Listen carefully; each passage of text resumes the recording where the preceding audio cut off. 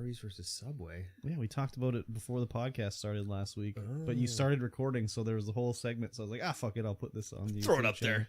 Throw up some bonus content. It was pretty funny, I thought. But, I mean, who's going on YouTube like, show me the latest Arby's video? Right?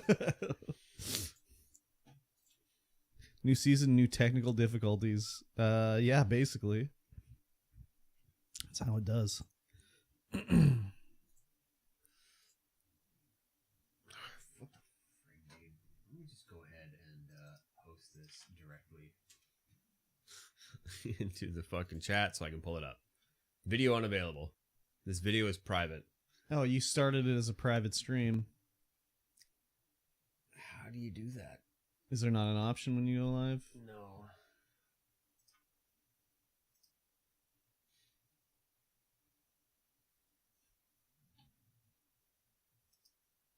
This XSplit has been really a pickle recently. So let me switch accounts into the... Oh, fuck! Things are going well. Things are Add going account. real good. Streamvoid Void podcast. Yes, put in the password. My autocomplete doesn't have the password. Oh, fudge. Now I gotta go back into the Kurbstomped chat. Scroll up ever so slightly. It's not in the pinned ones anymore? No. Oh, there we go. The fucking... I couldn't get the pin messages to come up. It would just sit there and spin. Oh, sit on it and spin. Classic.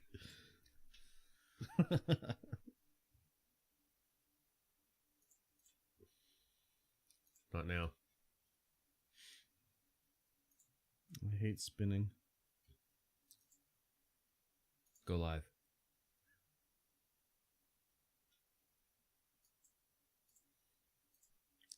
Oh, we are live. Visibility private. What Yes. the fuck? Now. How did it change? I don't know. What are y'all doing for Halloween? I'm going to be a sea turtle because I'll have a straw in my nose and a plastic bag on my face. OG micro penis. First time chatter. Hell. Oh my god. Is this a cocaine reference It here? might be? Or do you snort like meth Seawater. or something like that? Something it's a else. turtle. Bath salts. Ah, bath salts. Yeah. A classic insufflation item. Yeah, exactly.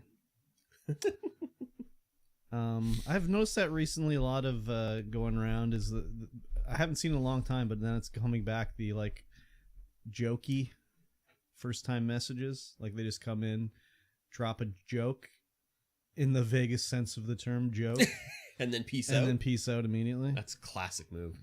But I hadn't seen it in a long time. Yeah. I sniff kids shampoo like my president.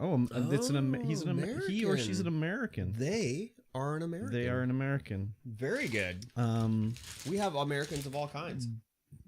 I mean, Biden just likes the smell of hair. And children. Well, I mean, whatever. I don't. Anyways, he's just a grandpa. A senile old grandpa. He's just a senile old grandpa. And everyone is his grandchild. I mean, it could be worse. It could be way worse. It could be worse. It could be. But I mean, he's old. He can't speak well. He's like me. Except I don't sniff children. Do you think he's gonna run again? Probably. I don't know who they're gonna put up against him, but Trump. No, he's gonna be convicted of a federal crime. He can't run. I don't even think the Republican Party would put him up. Maybe he'd run as an independent, but that only works well for the Democrats because he would take away. Define run? Well, obviously he wouldn't physically run because his knees would shatter and he'd fall to the ground. But old shatter caps. They'd roll him out in front of a camera and get him to say something. Try to get him to say something. It couldn't be any worse than Mitch McConnell, like just standing there, not even knowing where he is. Can't even say anything. Just stroking out right in front of the camera. sucks stroking out in front of the camera. Not to mention he'd have a coronary. Well, there's that too. I don't know. He seems pretty sprightly for a guy that's like 80 years old, I gotta say. He kind of does. Yeah. He kind of does. Who's in better health? Biden or Trump? Like, who would survive a fall? Trump. He's got all that extra padding. Trump would survive the fall for sure. But I think if either of them had to get on a treadmill, Trump would immediately die. Yes. His heart would just explode. It all depends on what you set that treadmill speed to. Just a jaunt. Any speed, really. That's too fast for anybody.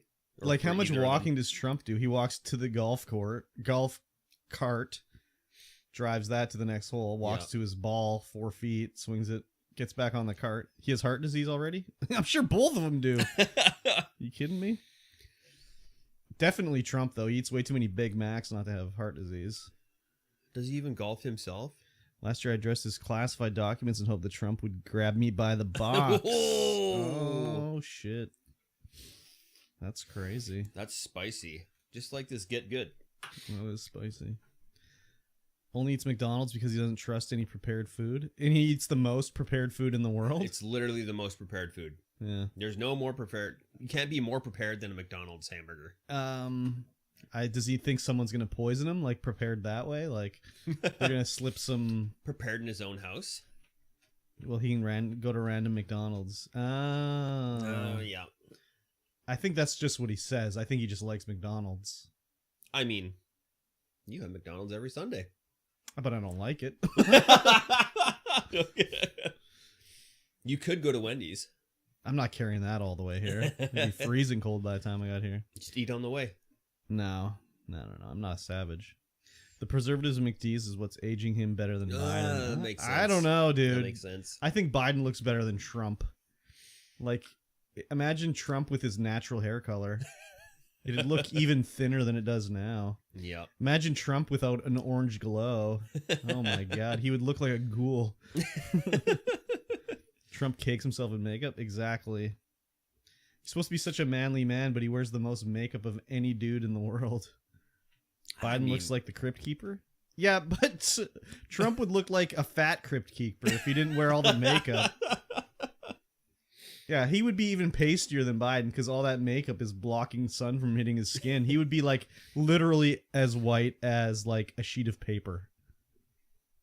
Like a bleached sheet of paper. Not that naturally recycled stuff. No. That's got bleached a bit paper, of like straight off the press. It's got a nice like hue to it. Oh well. Yeah. We got Trudeau up here, so who is way more fit than either of those guys. Possibly has less charisma than either of them, but it's hard to say. I don't know. All the memes were Mr. Steals Your Girl. That's because he's handsome, but he doesn't have charisma. He does have a good stutter, though. He is just like got... Oh, my God. Not that I am a Trudeau hater. Trump is translucent. There's a couple times he didn't wear the makeup, and the translucent with, like, blood red lips. Yeah, he's like a vampire. Trudeau's like Bruce Wayne. They both like putting on blackface. Oh. Whoa, he's got jokes for everything. Yeah, that's good. Do you have like a book, like one of those old like jokes and japes books that you can just like crack it open and go to any like topic and find a joke ready to go? That's crazy. Fresh baked. It's like an Uncle John's bathroom reader, but like yeah, just for jokes. I'm just autistic. Oh, so you just have them on deck. Just straight on deck. Wow. So if I give you a topic, you can lay a joke upon me? I love it. Let's see if he says my brain works this way. Okay. What can we say? Lay you misspelled artistic. That's part of the artism. That's part of the artism right there. Yeah, artism. Exactly. Let's see here. What can we do as a topic that won't cause trouble? Won't cause trouble or offense. Yeah, exactly. It's good. Do we need a broad topic? It's got to be pretty broad. I don't know. Maybe. It's pretty specific about Trudeau right there. It's true. He's American, and he's got that on. Like, if most Americans, you said Trudeau, they'd be like, who? That's true. What are you talking about? Like, who? What? Who's that? You know, Is that the president of Yeah, the president of Canada? Yeah, the United States of Canada. United States, Canada? Exactly. I don't know. I can't really think of one that we'd get a nice joke from. Me neither. That's Trudeau. Oh, God. Mr. True? Mr. Doe? True? Yeah. Just call me True. Oh, my God. Yes. Classic It is baloney. classic. Should we test out our drinks? I think so. Ladies and gentlemen, we've been trying to find this bad boy right here. This is the Pepsi Nitro.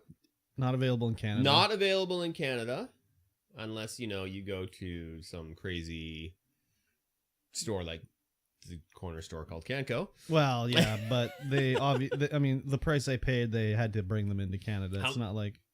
How much did you pay? I don't know. Probably to $5 each, I have to guess, but I don't know. I didn't ask. It didn't matter the price. I just put them on the counter and was like, 2, please. So we've been trying to try this Pepsi Nitro stuff for a few months.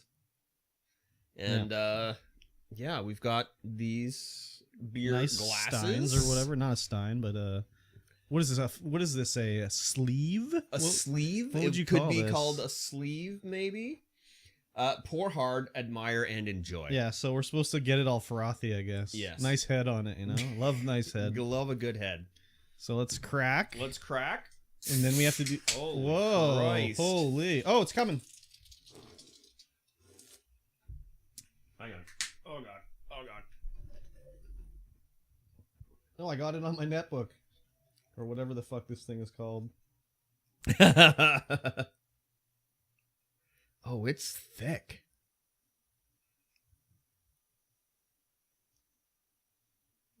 They got shooken up a bit there. Look at that, eh? Nice head on there. Let me wipe up my thing before we do a little slurp on it. Do a little slurp on it? That's bubbly. Bubbling in Dublins, as Jay-Z said. I don't know if you can hear that. The filter might block it out. I got it. I don't know. We'll see if this thing works later. Okay, so let's take a sniff test. Smells like I don't really smell vanilla. A little bit. Definitely smell the Pepsi. You definitely smell Pepsi. We have the nice Pepsi stash here. Yeah. We better cheers it, I guess. Cheers, sir. All right, let's try it. Oh, that's creamy. Wow.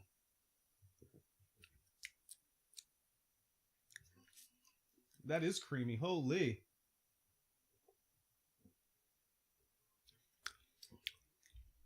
You know what? I like that better than regular vanilla Pepsi. It's not very vanilla-y. No, it's not. I don't really like vanilla Coke or Pepsi. There's definite vanilla taste to it. Oh. But it is like very, very creamy is a good word. Yeah, it's creamy, and there's like no carbonation. No, it's gone already. It's already gone. But it's still there, though. It's there, yes. Because it's not carbonation, it's nitrination. This doesn't... But, yeah, okay. But when you drink a bubbly drink, even when it's flat, it doesn't feel or taste like this. Yeah.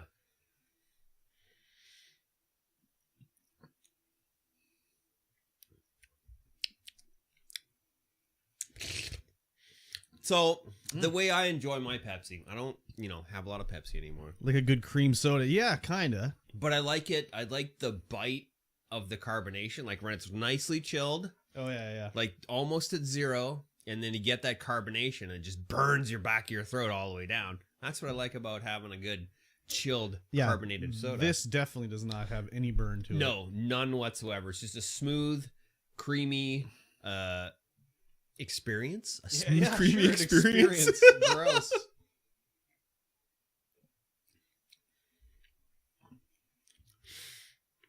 I'm gonna take some out for my wife. Yeah, do it. Before. Absolutely. Let me know what she says about it.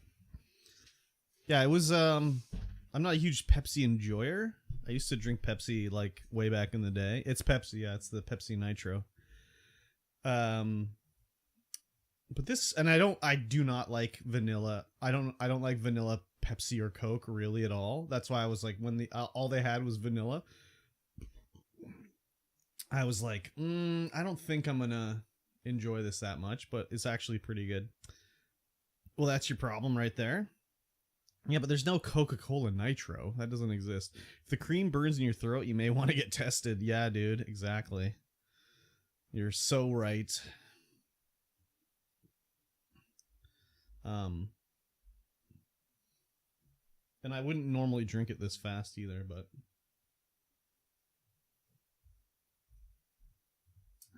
yeah, the nitro goes off like immediately. It's pretty crazy. Excuse me. Star of the show's here. Frankie. I gave you the rest. That's good. Oh, perfect. Like it. Nice. Is it an energy drink then? No, it's not an energy drink. It's just a Pepsi, but it's carbonated, not carbonated. It's got nitrogen in it instead of carbon dioxide for the bubbles. 100. If the cream burns in your throat, they may want to get tested. Yeah. That Yep. too. Exactly. Yeah, she said it was nice, liked it, so I gave her the rest. Sure. That's a lot of sugar for me to drink. I also have my Monster still. Oh, is that It's the Loco Aussie lemonade. Aussie lemonade? Is Yeah. that sugar free or Of sugared up? course. Oh, maybe not. 150 grams of sugar? There's a lot of sugar going into me right now. Yeah, this is 63. Total sugar 63 grams. 46. Includes 63 grams added sugars. That's 125% of your recommended daily intake. I'm getting a lot of sugar right now. It's wild. Normally I don't get Frank? any sugar. Nothing a go. Nothing a go. Nothing a go. Are you coming up? What are you doing? I don't get it. Are you coming up? What are you doing? Hey. Frankie, baby. Oh, it's There the he is, star of the Franklin. show. Frankie, It's baby. Frank. Right, bud? What's he looking at? I don't know.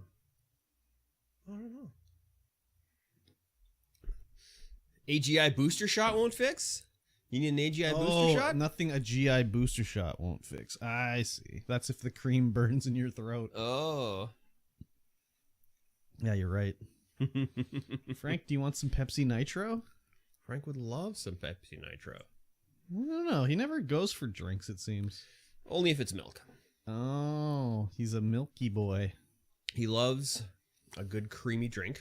Crazy how counting which grams changes as you age. Yep. Oh my god. Not wrong. Like a soldier with a weekend pass. Yeah, exactly. Exactly. That was in like the sort of the good old days. It's just like you just get an STD and you go get a shot and then you're done. Mm-hmm. Now it's like, oh, you're gonna die. You're 100% Oops. dead. My bad. You're carrying that around forever until you're done. Yeah. Exactly. Yeah. Before, when we were young, we were counting grams by the 8-ball. Yeah. And now we're counting grams by the sugar. Exactly. It's a shoulder-mounted RPC, rocket propelled cat. Yeah, he's warmed up for sure. Right, bud? Just nothing. Just nothing. You go here. The tank was streaming the Division 2. Yes, I was there. You were watching that? Yeah. But did you? I like my women to be my favorite superheroes. X-Men. Oh wow! Ooh. Jeez Louise. Let's see. Well, that's an interesting niche right there. Did you see that the Bavarian Gamer was streaming though?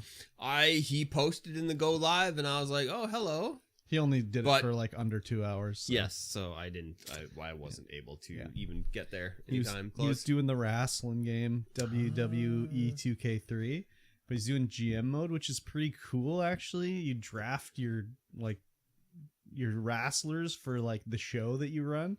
So he was running like WCW with Eric Bischoff as the general manager. And then he had the other show too. and you would draft your.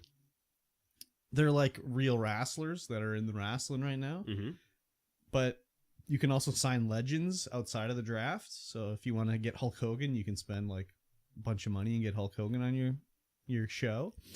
But it also has like fake wrestlers that the game creates, so you can like choose these fakey ones.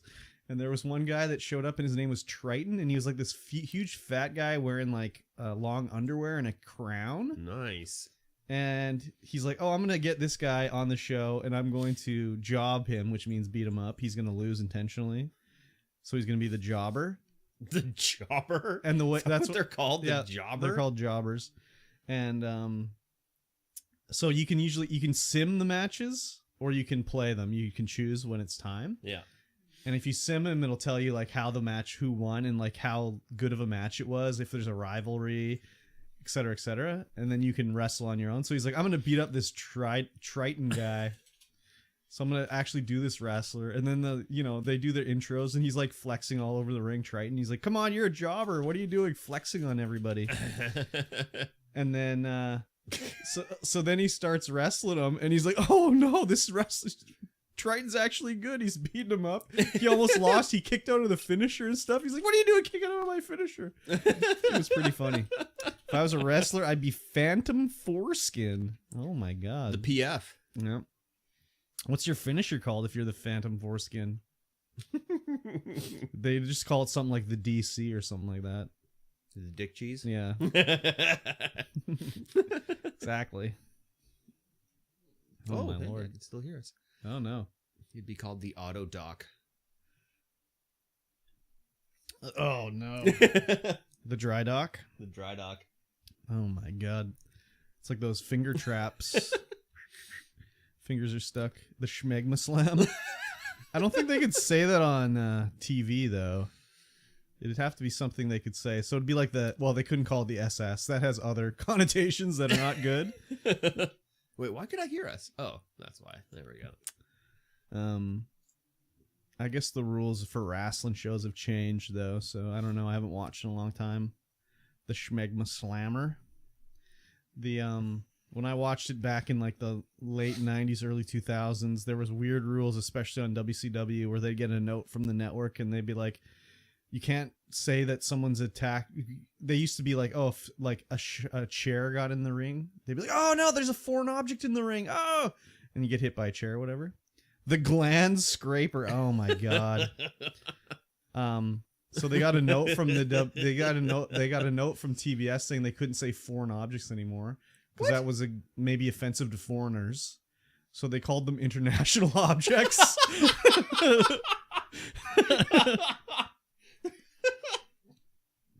Yeah, it was so stupid. What the hell, dude? There was a lot of weird stuff going on in that era. I remember watching WCW one time, and they were trying to prevent people from watching WWE, so they were spoiling the show. Like, oh, don't go watch WWE tonight. Like, whatever. Mick Foley becomes the world champion on the WWE tonight. You should stay watch WCW.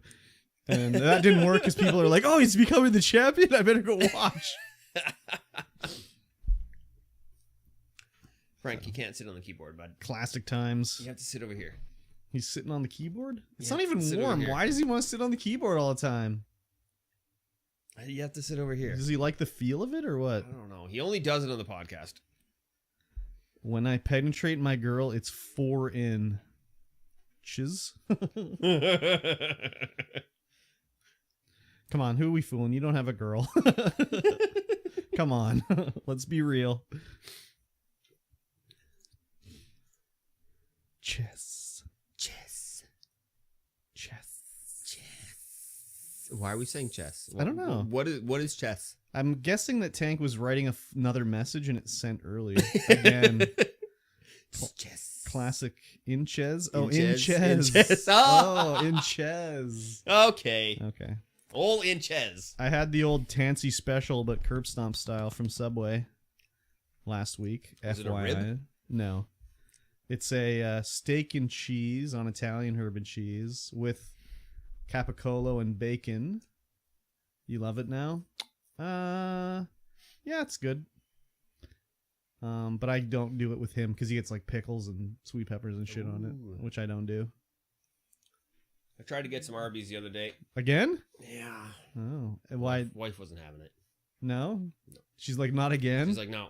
Not We're again? getting something else. So what did you have? Mucho burrito. Oh, is that downtown? I think so.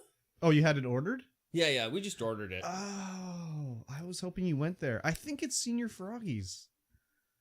Because the address is like 463 Lansdowne or whatever. And you go and look on Google Maps and it's Senior Froggies.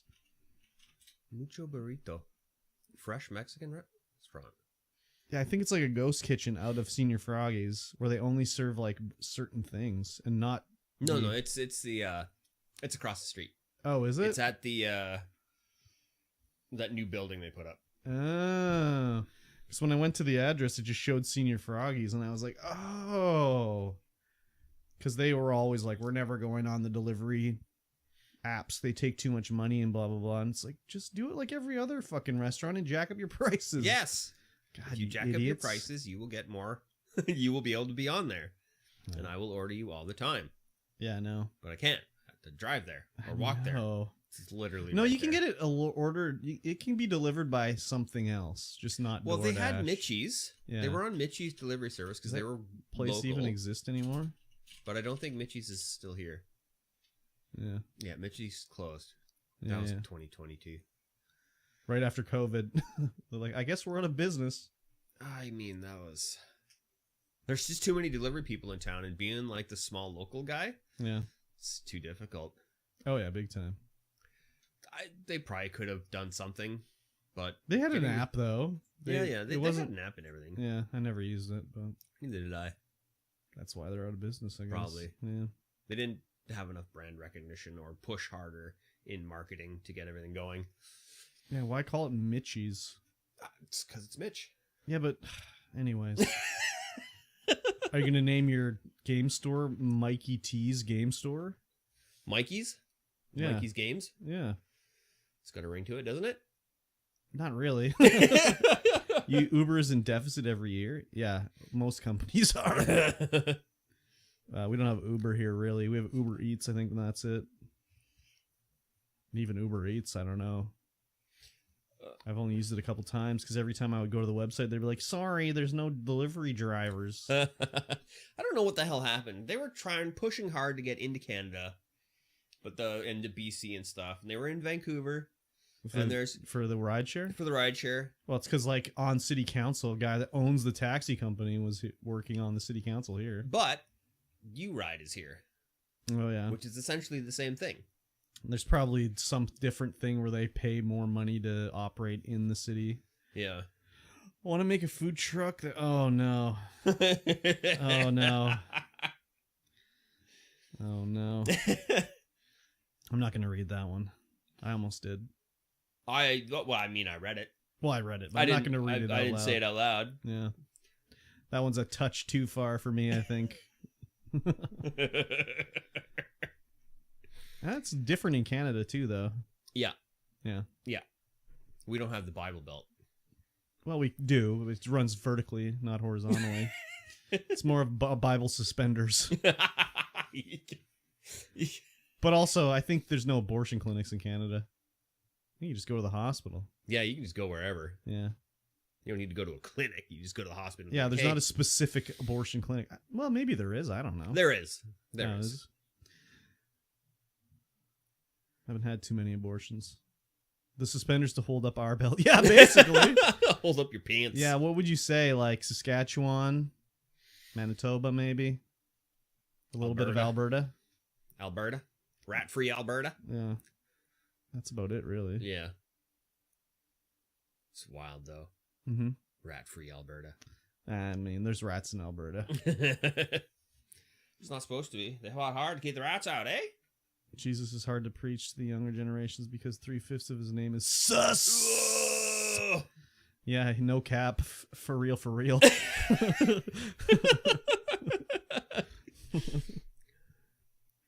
Yeah, no shot you're going to get the younger generation. Too sussy. I mean, I think as generations go on longer and longer, they just get smarter and smarter. Yeah. Whereas, like, when you were a kid in the 50s, it's just like, oh, yeah, Jesus. Jesus, he built my hot rod. Yeah, exactly. But now it's just like, I don't know. People, every generation gets smarter and smarter. Like in the 50s too, it's like, yeah, smoking is good for you. It really opens up the lungs. Or in the 40s, asbestos. It's a miracle. Yeah, exactly. It's a miracle. In French, Jesus is je sus, which means I'm sus in English. Well, je suis sus would mean that. I think je sus means I sus. Do you think Christians believe Jesus was white because when he said, "This is my body," he was holding up a cracker? Could be. Wasn't he holding up bread? Well, I mean, now it is a cracker, basically. Yes. Curb. That's my name. They believe Jesus was white because racism. Yeah. It's easier to sell that to the Europeans. Yeah. Excuse me. Actually, it was one of the popes, I think, that just changed it. Just like, yeah, this is the new Jesus. We're rebranding. Rebranding in Jesus. the 12th century. Yeah. Here you go. This is a new picture of Jesus. This is what he looks like now. Classic religion. Yep. Religion's just, a whole ton of borrowing off other people's religions. Oh yeah, big time. To make your own but religion. you can't say that to them. They don't like to hear that. They sure don't. When they're like, "What do you mean the Quran is the same as the Bible?" It is. It's the same book written by a different person. Yeah, same book, different author. Yeah, basically. Same thing with the Torah. It's like they're all the same stories. Or like all the pagan rituals that went into them. Yeah. They don't like that. They don't like it when their rituals are pagan. Even though they are. Especially Christmas. Or like eating the body of a dead god. I think Jesus had a list because he changed Saul's name to Paul and Simon to Peter. That's why Judas betrayed him. He was tired of being called Judith. Oh, I see. He had a lisp and that changed Simon to Peter? Oh, because he couldn't say Thymon? Simon. I see. Simon. Peter. Saul to Thymon. Paul, Simon to Peter. Remember when Lady Gaga sung about Judas? No. Oh. Yeah, she had a song called Judas. Oh. I can only think of Bad Romance. Well, there's Bad Romance, and there's Poker Face, and there's Judas. There's lots of Lady Gaga songs. There is. It's crazy how that was like 10 to 15 years ago when Bad It's wild. Romance came out. It's wild. Maybe not 15 years ago. I was but dancing in the club. to Bad Romance. What about Telephone? Oh, yeah. Beyonce. Telephone. Oh, yeah. Yep. Fell in love with Judas. And that Judas is played by what's his name from The Walking Dead and Death Stranding in the video. 20 years. 2009. No, not 20 years. 20 years. A little bit less than 20 years. 2009? 2009. When Whatever that Just matters Dance to. came out. Just Dance. Bad Gonna Radio. be okay. Bad Romance Monster. Yeah. Telephone. Yep. Judas. Just Dance. Oh, Disc 2. Special edition. Now she's an actress as well. Mm-hmm. Mm-hmm. She's okay as an actress. She was pretty good in the American Horror Story. She's kind of gross in it, actually. Yeah. At least the American Horror Story Roanoke. She played like a demon. Oh. But it was like a dirty forest demon. Well, no, sorry. A dirty forest demon. She played... Okay, have you ever seen American Horror Story? Negative. Wow, it's so good. What about Danae? I think she's watched it. Okay. Lady Gaga would have sold more albums as Lady Gawk. That I don't get. Norman Reedus. There you go. Thank you. Norm. In American Horror Story Roanoke, it's about these couple that buys a house in Roanoke where there was like the Roanoke... this is a real thing where the Roanoke like village or whatever all disappeared in like the 1600s. Mm-hmm. So they bought a house in Roanoke and then it's like haunted basically. But the show is a show about this couple that lived in Roanoke. So it's like the show American Horror Story that season is about a show that they film in this house, recreation of their haunting in Roanoke. So it has the people that were actually haunted, but then it has actors that are pretending to be them as they do recreation. And then it's getting meta. It's getting meta, but then it has so like Lady Gaga plays the demon forest woman on the fake show. Yeah, but there's also the real demon woman that's in the show that you're like the actual show or whatever. Yeah. And so in the fake TV show, the demon's sexy. Obviously, it's Lady Gaga. Of course. But in the real world show of the American Horror Story, the demon is like disgustingly gross. So when the demon in the forest is like seducing her husband, it's like, oh, she's a sexy lady, but she's just got dirt on her or whatever. But then the real one, when she encounters him being like seduced by this disgusting forest demon that's just like gross. He's got a show called Ride with Norman Reedus, and he takes motorcycle trips with celebs. It's interesting. I don't know. I can't take him seriously ever since I found he named his son Mingus. Mingus Ringus? Mingus Reedus. Yeah. Did you see this game called World of Horror? Yeah, it's like black and white. Yeah, black and white Japanese. It's been on my Steam wish list for like 2 years. Yeah? Yeah. Nice. Yeah. Looks Why? good. Why? I just saw it like a couple days ago, and I was like, oh, this looks like a Kurbstomp game. Yeah. It's been on my wish list forever. I just never bought it. Oh, and that Fears to Fathom game? Yeah. That's like part 5. There's like 5 different mini games. Not mini games, but they're like short. Yeah, there's stories within it. No, you buy them separately. They're like episodes, basically. They're only like $5 each. So that's like the newest one, was the forest one. So. Interesting. Yeah, I might have to snatch those up. Snatch them up. Yes, sir. Play them down. Sir. Yes, sir. Play them all day. Yes, sir. Curb, what was the Game Pass game you tried recently? It's like side-scrolling. It's like side-scrolling? I tried a Game Pass game that's side-scrolling. It's Samurai. Samurai side-scrollers? Oh, were you looking at my achievement list? Is that why you're asking me? Because I was like, I didn't stream one. Maybe? Trek Yomi. Katana Zero. No.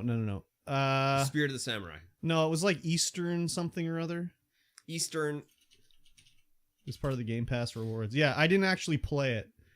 It was like, play this game to get your whatever 5 Game Pass rewards. So I started it up and that was it. I didn't actually play it. I just got to the main menu. Yeah. Yeah, it was Eastern something, or I don't know. It's on Game Pass. The next generation will cancel the term episodes for insensitivity. I don't get it. You're going to have an episode. Oh, because it's like I'm having a epileptic fit or whatever? Eat an episode of whatever. You know, an episode of insanity. I don't think so. An episode of bulimia? If anything, I think the next generation is going to go the opposite way, where it's going to be it's going to be about offending everyone. Because the generations... I shut it down as soon as the achievement popped. Oh, you mean like the Game Pass thing? I don't even have those alerts on. I just wait till it says like the first, like, you know, engine pop up. It'll be like produced in renderware, and I'm just like, boop, shut it down. But no, think about the kids of the generation of the insensitive parents, or like the PC police parents. Yeah. They're going to go the exact opposite. Oh, yeah. And it's going to be like offend everybody. They're going to be just calling everyone F word and N word all the time, just because that's against the parents. Yeah, it's going to be like our generation. What did we do? We were the 80s, man. What did we do, though? We didn't do anything, but okay. You know, but what did they do? We rebelled against the system. What system? With all of our punk rock music. I don't know, dude. And we were offensive. I don't think we were the 80s. With our Liberty spiked haircuts. I don't think that was our generation, dude. No? Even at the end of the 80s, I was 11 years old. So I wasn't rebelling against the system at 11. I loved the system. You were not. I had a box that had bad painted on it. So because you were a Michael Jackson fan. I was a Michael Jackson fan, that's true. No, you got to look into the 90s about what was going on. What were you doing then? That's more like it. In the 90s. I don't know. Listening to Chemical Brothers. They don't want kids? I sure was listening to the Chemical Perfect, Brothers. then we'll go extinct. That's great. I like that idea too. When did music come out? When did music come out? Oh no, Homework. That's what I'm talking about. 97. Homework? by Daft Punk. Oh, Homework. Listen to Daft Punk in 97. Around the world, around the world. Chemical Brothers, Dig Your Own Hole came out in 97. I read it as Booby. Booby. Pockets. Yeah, it was originally supposed to be Vagina. My dad was always smoking crack and rolling joints. My mother was more into women. My dad always picked rocks and paper. My mom scissors. Oh, my Lord. Just going through the Rolodex of jokes over here. It's a good one. Is that Chemical Brothers or Fat Boy Slim? Oh, yeah. Fat Boy Name Slim. of the game. Oh, name of the game. That's the name of the game. I think that's Fat Boy Slim. I see what you're saying. Oh, no. Yeah, it's Fat Boy Slim, I think. No, it's isn't it? Chemical Brothers. It's Chemical Brothers? Okay. What about oh, again, I can't think of his name. I was gonna make a. Oh no, that's Crystal Method. Oh, it's Crystal Method. Oh my God, we're totally wrong. I was gonna lay the name of a terrible Canadian DJ there that I can't think of, like DJ Mario or something like that. MC Mario. MC Mario. Yeah, I got one of his CDs. Man, so many good albums came out in 97. Vegas from the Crystal Method came out in 97. Homework by Daft Punk. Chemical Brothers, Dig Your Own Hole. Uh-huh. What about the Venga Bus? Was it running around in 97? Venga Boys is 2000. Oh, damn it. That's too bad. Yeah, when did We Like to Party come out? We Like to Party. No, the Party album came out in 99. Oh, we like to party. God, that was a good album. What about 97, eh? Moby? Moby? Oh my God. What year did the album that I know him for came out? Moby. He's an artist. Show all discography. There should be one called Songs for Album something. Oh yeah. I didn't really listen to much electronic music back then. The only thing I had that I really enjoyed was like I really liked Utah Saints. Utah Saints. Yeah. Utah Saints on vinyl. Something good. Classic. What can you do for me? Classic sample of what's her name? Oh my God, what's her name? Good question. She just had a huge resurgence because they played that song on Stranger Things. Oh my God, what's her name? Oh my God, it did come out in 97. Which? I Like to Score. Pocketto. It's got the James Bond theme song on it. Oh yeah. From whatever. Oh, and then Fluke. Yes, Risotto. Did Fluke Risotto come out in 97 as well? No. It had to be earlier than that, dude. Kate Bush. Yes. Thank you, Pockets. Oh my God, why couldn't I think of Kate Bush? Oh my God, yes. It has a sample of Running Up the Hill from Kate Bush in Something Good by Utah Saints. Oh my God, I could not think of Kate Bush. Kurt was listening to Sneaker Pimps. I lay me down. 6 Underground. 6 Underground. No, I didn't have candles lit, but I did listen to the remix of that from the Sneaker Pimps, of course. Oh my God. Dude, the Risotto is not on Spotify. Oh, really?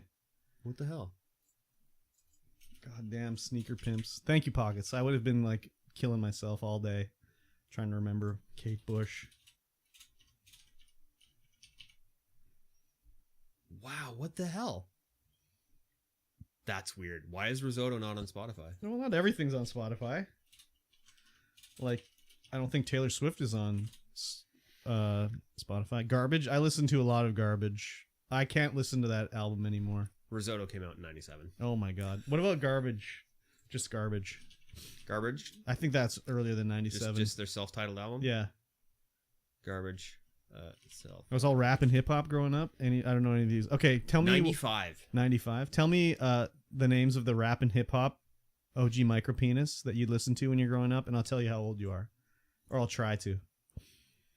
I listened to that self-titled Garbage CD like a million times. I can't even listen to it anymore. Like, that was my CD player days, so I had to have my disc in there. You probably have heard them, just don't know them. Yeah, that's generally with most of these. You probably have heard them.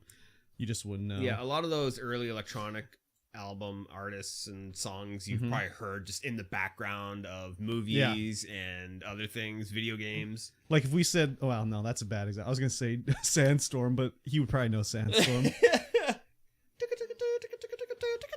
Yeah. Exactly. Oh, what's the guy that died recently? Oh, what are those guys called? The Firestarter guys. Oh, yeah. Keith Flint died. Yeah, he died. It was a couple years ago now. Really? Prodigy. Yeah. Yeah. Prodigy. I thought it was just this year or something. No, it was a while ago. Oh, crazy. Keith Flint. Yeah. 2019. Okay. Right in COVID. Did he die of COVID? I was listening to rap and hip hop growing up too, like especially the Wu-Tang Clan. I had all the Wu-Tang CDs. I had the RZA, the Jizza, Method Man, Old Dirty Bastard. Oh my God, Ghostface Killer. Oh my God, Killer. Ghostface Killer. That's better. Ain't nothing to fuck with. Yeah, dude. I listened to Run DMC, Slick Rick, and NWA. Whoa. Okay, you're probably around our age, if not a little older. So I'd say unless you were just into old school hip hop when you're growing up. That's a tough one to say too. That is a tough one to say. Yeah, exactly. Slick Rick. Yeah, man. I got some Slick Rick on vinyl. Nice. Slick Rick. He was living illegally in America. Yeah? Yeah, because he didn't have that's when he became like a star, was in America. He was illegally living here. Cruising down the street in my 6'4", jocking the bitches, slapping the hoes. Yeah, well, you can't do that these days. You can't jock bitches or slap hoes? No. Oh, no. You definitely can't. Damn. That sucks. I know. It's unfortunate, but hey. Yeah. This is a joke, people. These are jokes. Yes, exactly. Easy was the shit. Yeah, that's true. Yep. Yeah, I was mostly, a lot of Wu-Tang Clan. Oh my God. Oh my God. So much Wu-Tang Clan. Wu-Tang. Like Daytona 500, one of the greatest tracks of all time, and has the greatest music video of all time, because they just took the Speed Racer anime and just synced up the mouth movements to the raps. So the Speed Racer will be driving and he'll be rapping the Ghostface Killer's line and stuff. Dynamite Hack does an acoustic cover of that song. Hilarious. Yeah, that was from farmclub.com, right? The show farmclub.com, that music label they were doing. I remember that. Farmclub.com? Yeah. There was a show on like MTV or something. I don't remember where, but it was called Farm Club. And it was like an online digital only record label where you would compete and people would vote to see who would sign. And Dynamite Hack won because they did a cover of that song by Eazy-E. But it's like acoustic. It's kind of like that fucking, what's that guy's name? Stupid Frenchman or whatever. The guy that does like Metallica. Stupid Frenchman? Well, no, his name is like Stuart French or something like that. Or Johnny Mustard or something like that. Where he sings like lounge versions of songs. Richard Cheese. Yeah, there you go. I heard Wu-Tang in 91 on a bootleg from him. It was only cash rules everything around me. Cream, get the money. That ended up on Total Request Live. They ended up on Total Request Live. Yeah. But it was on, they came from farmclub.com. They won and they got signed and they did an acoustic version of, that Eazy-E song. Jocking the bitches, slapping the hoes. Oh my God. Cash rules everything. And then the double LP came out from the Wu-Tang Clan. Oh my God. So good. There's so many classic. Dog Shit is on that CD. Oh my God. Richard Cheese was great. Yeah, it is. It is great? Richard Cheese is great. Oh, is great. Still great. Okay. I'm pretty sure it hasn't put out an album. That dates you for real. Which? The Richard Cheese or the Wu-Tang double LP? The double LP World Excited. I bought that double CD at Blockbuster Video. They sold CDs for a while near the end there. if Richard Cheese dates us, then what was all that talk about all those guys from '97 of albums we had? That I think that dates us more. Richard Cheese is just eternal. He is eternal. Yeah. Oh my god. Anyways, I listen to all types of music. That's what a lot of people would say. It'd be like, you listen to anything. I'm like, yeah, if it's good, I'll listen to it. If it's got some, some melodies and some, perhaps some singing. Did you have Strawberry's Music Store up there? No, I don't think so. No. But like Jesse, our friend Jesse, all he listens to is electronic music, like nothing else. And he'll be like, wow. You'll listen to anything. Hey, yes, I will. Jesse, happy birthday, girl. Is this his birthday today? No, it's a couple days ago. Oh shit! Is he listening right now? Probably not. No. Oh my god, they became FYE. FYE bought up all the strawberries. Did you know Strawberry is the neighborhood hoe? What do we have? We had Sam the Record Man. Yeah. We had the Love Shack. Even though Was they weren't that like downtown? a big chain. Yeah. Upstairs? Yeah, upstairs. That's Dude, where you I would bought get a all of your Wu-Tang shirt there. Yeah, you got all of your Love Shack paraphernalia there. You heard Wheeler Walker Jr. Maybe? I'm not sure. And then, my primary place was Future Shop. What was the one that was across the street? Remember? Spinners? Yeah. They There sold was laser one- discs in there. Yeah, there was one that was like, I think that was Spinners, where it was just high-end audio file stuff. No, this And was a then- CD and record store. Because I remember I bought someone a CD there for their birthday. And I think it was Aerosmith's Pump we bought them. Yeah, they had records, they had CDs, Okay. they had everything. But then in the back, they had all kinds of high-end audio gear. Check them out for some funny AF. Okay. Mosh has made it. Mosh. Wow. Thank you. Impressive. Mosh, we were drinking Pepsi Nitro. We had a Pepsi Nitro. In vanilla flavor. Very creamy. It was creamy. It was good. It doesn't burn like a Pepsi. I preferred this vanilla Pepsi to a regular vanilla Pepsi. It was at the Canco. Yeah, I just was in there and I was like, oh, they have them for sale. Yeah. Just check out the Patreon exclusive stuff if you wanna. Yeah, there you go. If you wanna listen to it live. Exactly. And by live, I mean pre-recorded. Or look at the VOD. Or do the VOD. Yeah. You download Dead Space, Curb? Oh, yeah, I'm going to be doing that. They get weird American shit in the Cancos? Yeah, I know, but they didn't get regular, just vanilla. Yeah, I'm going to play that eventually, too.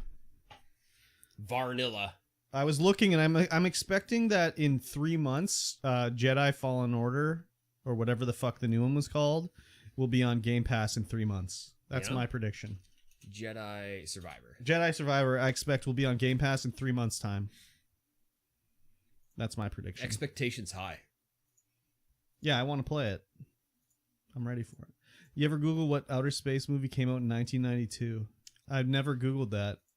I'm gonna Google it right now. What outer space movie came out in 1992? Like Star Trek V, The Wrath of Khan or something? I'm gonna put that exact phrase. Oh my god. Why? Can't say it. Why not? Can't say it. Why not? I can't say it. Why can't you say it? It's just a word I can't say on. Can you spell it? I'm not Can you spell of it? a certain race. Oh, is it got an N at the start? No, it's got a G at the start, but there's an N in the middle with a couple more G's.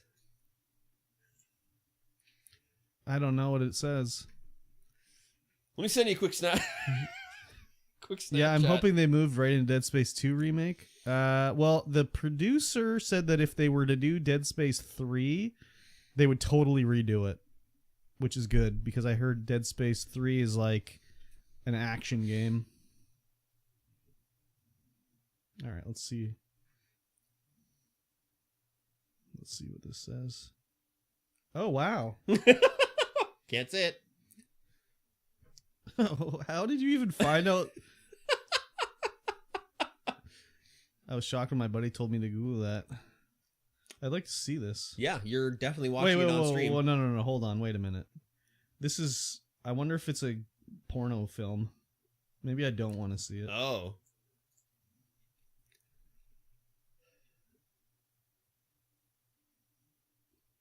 It might be a porno film.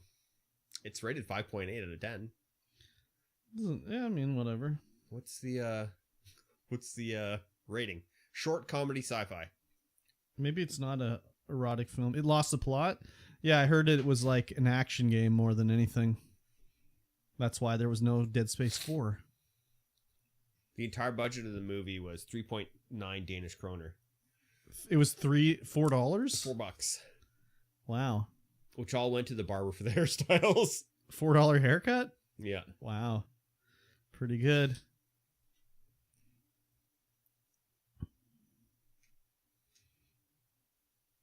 Well, didn't expect that to come up. No, that's a weird one. That is definitely a weird one. Yeah, that was, I mean, make a movie about anything, so it's cool. It's cool. Yeah. I'm a definitely just, If it probably is not in English though. If its budget was 3.9 kroner, maybe it was just a mistranslation. Maybe they're happy, and then that other part of it means something else. It was something about Danish. Oh yeah, could be. This world is strange. It's the only one we got. There's a little trivia tidbit. Mm-hmm. The film lends its name from Grave Robbers from Outer Space, the original title 1959. Horror movie Plan 9 from Outer Space. Oh my god. A lot of the community I knew for the online versus, they didn't want to play 3 because there wasn't versus. I mean, anyways, when I see a game like Dead Space, I'm not like, I can't wait to get into the online versus mode. That's not something that interests me. It's last on my bucket list. Yeah. Or even on my bucket list. Maybe if it was cooperative, like maybe the Mass Effect 2 or 3 DLC mode, that was kind of fun. I had some fun doing that, but I don't know. Versus Dead Space Versus doesn't. It was very good. Yeah, I didn't say it was bad. Dead Space 3 is co-op. Cool. Yeah, I know. We all know. And it killed the vibe. Yeah, it would be like less scary. Exactly. Oh man. Okay. Well, anyways, we'll talk about it in Game Club later. But I don't like those zombies. Yeah, we'll talk about it in Game Club later for sure.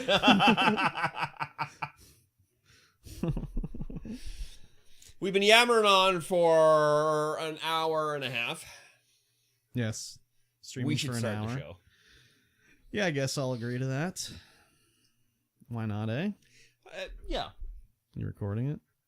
I've hit the record button. I've put my marker in, and now I will say, hello, everyone. Ooh. Welcome to the Streamvoid podcast, episode 148. Ooh, the Halloween episode. The Halloween episode. That's right. I am Mikey T, and of course, across from me is Kurbstomped. Bonsoir. You can find us everywhere under our respected monikers. Yes, sir. Yes, sir. And you're listening to Streamvoid podcast. Oh, no, not you. Not me. You, okay. Out there in the La La land. I see. Is it La La land? The internet land. Whatever it is, this is the Streamvoid podcast. This is a show about life and video games and everything in between. Everything in between. You're saying along right now. Yep, I am anyways. Now, let me tell you, the boys at work, Uh-huh. they always say it. They know every time. They say it every time. Oh, really? Yeah. It's like the catchphrase now. It's a show about life and video games and everything in between. So you just hear that out of random times or what? Sometimes, yeah. Yeah. Very good. Especially when somebody, and I say it too, when someone asks me about what my podcast is about or what our podcast is about. It's a show about life and video games and everything in between. No one ever asked me because I don't tell anybody, because anyone that I would tell, I don't want them to hear it. Well, yeah. But I mean, no, I guess at work or whatever. Yeah. Yeah. Oh my God, I can hear us again. Oh, okay, there's the thing. I'm going to hit pause on that because I can hear us. So, yes. There is everything in between. Uh-huh. Tell me about some of that in between crap. Oh, me personally? You personally, tell me about how the last, I mean, 2 days it's only have been a couple days since we recorded Yeah. the previous podcast just due to scheduling Yeah. and, the 1010 stream. Yeah. If you don't know what the 1010 stream is, go back, listen to the podcast, Yeah. and we'll tell you all about the 1010 stream. Yep. And the previous one as well. Yep. And, of course, the wife and I went hunting. Yes. So it's only been a few days. Uh-huh. So what have I done? So what have you done in those few days? Well, I don't know if I don't remember if I mentioned it on the last stream last Wednesday, but that was my first day back to work after my 2 weeks off, and I did my whatever. I had to do my ordering and stuff like that, but I ended up working all 3 days in the office this week because there was all these bookings for next year that I had to do that I didn't know about. Like, we'll get emails that'll say like, hey, this is due, deadline is this date, and if you order by that day, you get a discount, stuff like that. So I knew about the ones that I was doing, and I did them, and I just happened to call the other store where the other guy that he does a bunch of the fishing stuff works, and I was like, oh, I've done this, whatever, and talked about it. I'm like, I think that's everything. I think I'm done. And he's like, no, what about these 3 that you haven't done yet? And I was like, I don't know about those 3. What are you talking about? And he's like, oh, I just got an email. These ones are due on like October 31st or whatever. And I wanted to get them because I'm not going to be back in the office till November 1st. So I was like, oh my God, like I didn't know about these. So I had to do all these bookings for these things to get them done. And that involves me looking at what we sold in the last year and ordering based off of what I think we're going to sell next year. Yep. And what I think we're going to sell next year is way less than what we sold or what I've traditionally ordered. Like normally it'd be like, oh, I'd be buying like $10,000 worth of fly lines. And it's like this year we're going to get $2,000 worth of fly lines. It's crazy. Yeah. Wild. Yeah. Sales went way down on all this stuff. I guess with, when all the restrictions are lifted, people are not, having to go outside and do things anymore. Well, it was more like inside again. In COVID times, no one could leave the country. Yeah. So everyone was like fishing and camping. Yep. And everyone bought everything we had. And now you can go back to Cuba. So I don't need to go fishing here. Yeah. Anyways. So I did this, and then as I was finishing those off, I was like, okay, let me look at these other regular orders we would do for vendors I get every week or whatever. And so there's a big one we do for camping stuff, and it's out in Toronto, Ontario it comes from, and it takes like 2 weeks to get here. Yeah. When you order it, right? 2 to 3 weeks. Because they have to get the order, make the skids, ship them out, and they ship them by ground. It's not like they're, sending them overnight. They'll just ship them out and they get here when they get here. So I'm looking and I'm like, oh, did this order not get done when I was gone? And they're like, no. And I was like, oh, why didn't it get done? And they're like, had all these excuses like, oh, this is the blah, blah, blah. And I was just like, okay, so this order that I normally do every week wasn't done for 2 weeks. So now I'm doing it now. So it's not going to show up for 2 weeks. So for a month to 5 weeks, we're just not going to get any product from these guys. It's like, okay, good thing I went over with everybody to make sure all this stuff got done, because other orders that take 2 days to get here got done, but the one that takes the longest, they just didn't even do. That's wild. So I just was like, wow, like what was even the point of me telling anyone what needed to be done, because they didn't do it. Yeah. So I was like, oh, wow. Okay. And they said something like, oh, that's why we need you around here. And I was like, well, what if I was sick for a month? Like, just nothing gets done, like. Yeah, right. I was just like, okay, well, whatever, It was just like, okay. All right. That's wild. Like, is there nobody there who, if you choose to leave, you're going to have to, train somebody for once? Or they just didn't do it? They just didn't do it. They just didn't do it. Yeah. That's so wild. I just was like, okay, whatever. I'll do it now, I guess. So I sent it in. And then there was a whole thing, like, we have all these winter jackets, so we have too many winter jackets right now. It's not quite cold enough for winter jackets, so I didn't order any winter jackets, right? Yeah. And the company we order from, they know how, I've told them how our system works. Like, I go in and I want to, when we get down to 2 jackets, I want to order 4 jackets, and it'll automatically make an order for 4 jackets when we get down to 2, right? Yeah. So when I sent the order in, there was no jackets on it for any of the stores. So previously, we had sent a thing in saying, oh, we didn't get we were shorted some jackets on the order, right? So when he gets the order, he sees there's no jackets on it. He knows they weren't reordered. So then he's thinking, oh, they did get the jackets that they said they didn't get, and they're just trying to pull a fast one on me. So then he's calling the owner, like, what's the deal? There's no order for jackets. and you were short of jackets. They should be on the order. Like, what's happening? Are you trying to pull a fast one on me or whatever? So then we had to explain to him, like, no, we just didn't order any jackets this time because we have too many jackets. We did not get the jackets that you said we got before. And it's just a whole thing. It's like, oh my God. So now like, you shorted us jackets. Yeah. Which, did you pay for the jackets? No, we didn't. Yeah. Okay. Yeah. That's the whole thing, is that now he thinks we did get the jackets and then we didn't pay for them. No. We just redid our inventory and there's too many jackets. Yeah. So because there's been shortages like that, now we have to, when we get from this company, normally it'd be like, we get an order from this company and it says on the thing, we got 5 skids, 500 boxes. We'd say, okay, we got 5 skids, check. On the bill of lading, from the delivery company. Yep. Now it's like, no, that's not good enough. We have to be 500 boxes. Yeah. So now when we get a delivery, we have to be like, sorry, truck driver, you gotta wait. We have to count all the boxes. So they're going to love that for sure. Oh, yeah. I mean, we don't normally do that. No. Well, I mean, you should be counting all the boxes, but I don't know if you need to keep the driver there. Well, if we're not going to sign for it because it's short, they have to take it away. Yeah. So. Oh. Yeah. They just have to take it away? Yeah, we'll refuse shipment.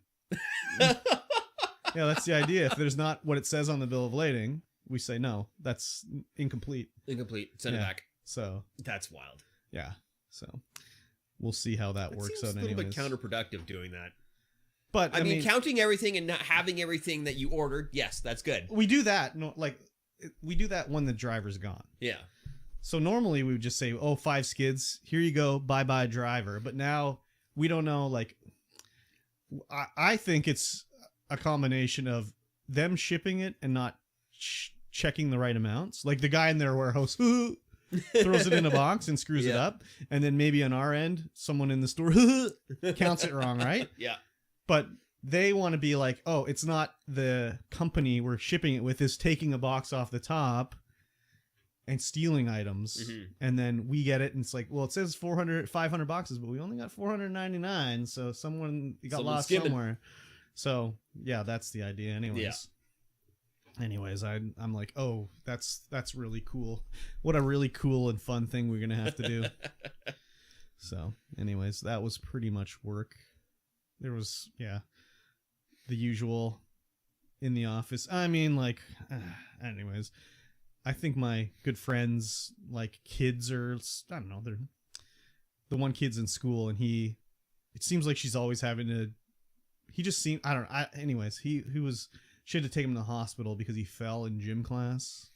Because maybe he has a broken arm or something like that. But it's like, wow, at least once a month, there's something up with your kid where he's getting in a fight with his teacher or he's getting kicked out of class because he doesn't get along with his teacher. It's just like, wow. And then she's always, the teachers, I don't know what their deal is with them. They're all these, he just gets the worst teachers. And I'm like, I think the common denominator here isn't the teachers. Yep. So anyways, I don't say anything. I just sort of nod and smile. I don't smile. I just nod, you know. Just nod, yep. Mm-hmm. Sounds not right, but sure. And then she leaves, so that's okay too. So I can't complain about that. Yeah, that was pretty much it for work. And then I didn't do any streaming. I'm off till the 1st. Very good. And I didn't really play anything except some Pokemon. Had a faff about in there. And I played a little more Liza P, New Game Plus, just to mess about and see what's going on. OP? You're OP? Going through? Smashing? Yeah, pretty much. Very good. And then I started watching some videos about Liza P, people's strategies and stuff like that. And it's like, there's some strategies that I didn't really know sort of worked that way, or items that I was like, that's how that item works. That would have been interesting to know. But in those style of games, it's like, okay, you pick up an item. You don't want to just use it immediately because is that the only one in the game? I don't know.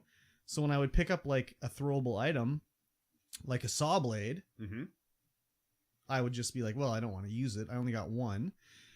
And then by the time you get some more, it's like, well, it's just a saw blade. What's the saw blade going to do?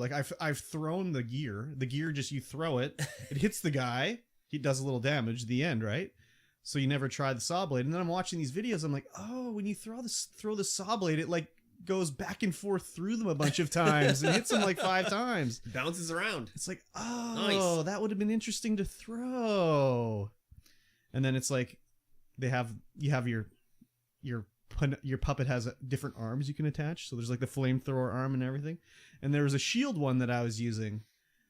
And I was like, okay, that's good. It'll block a few attacks, whatever. But then it's like, oh, if you go online and watch these videos, you learn like, oh, if you just hold the guard button and then spam the parry button while you're guarding, if you hit the parry button at the right time, it will parry the attack. But if it doesn't, it still guards. And it's like, whoa, that would have made it a lot easier to fight all those bosses. Or like the second to last boss that I fought, she throws these lightning bolts at you. And I'm just dodging them because there's like 6 of them coming down. But then I watch a video about a guy fighting her. It's like, oh, if you parry that lightning, it bounces back and hits her. It's like, wow, that would have been good if I could parry those. So, because like when I see lightning coming to me, I think you can't parry lightning. And you can't block it either. You're just going to be electrocuted. But no, you can block it. And you can parry it. But I never even thought to even try blocking it. I mean, why would you? It's so lightning. I'm just like, I gotta dodge it. So anyways, it would have made it a lot easier if I would have known these things. But I guess that's my fault too for not just trying. Yeah. Like the whole point of the game is you die 100 times. So I should have just go in there and be like, can I block the lightning? Oh, I can. Yeah, there you go. That you got to experiment a little bit more. That would have been a little, well, yeah. But as I play all these different Souls-likes, I am experimenting more and learning more. So anyways, that was pretty much it. I watched VHS 85 last night. Yeah. Which was okay. Have you ever watched any of the VHS ones? No. They're pretty good. You should check them out. They're like anthology horror shorts. Shorts? Yeah. Pretty much. I like a good short. So there'll be like 5 stories in the one movie, and maybe they're interconnected a little bit, depending. And this one they were all supposed to take place in the 80s. So they're all like filmed on camcorders. Yep. So the quality's really bad. Because it looks like but it looks like they're filmed like on a VHS. Yeah. I don't think they were. I think they probably filmed them high def and then added a filter and cropped the screen down. Oh, yeah, for sure. So maybe they'll do like a high def 85 eventually so you can see better quality later. But the stories were interesting. The special effects were cool. Actually, the special effects are probably even better because the film grain just sort of distorts. Yeah, it hides a lot of things. So you would see it and be like, "Oh, that looked really cool." But then if you saw it in HD, you'd be like, "Oh, that looks so fake." But it was not my favorite VHS one I've seen.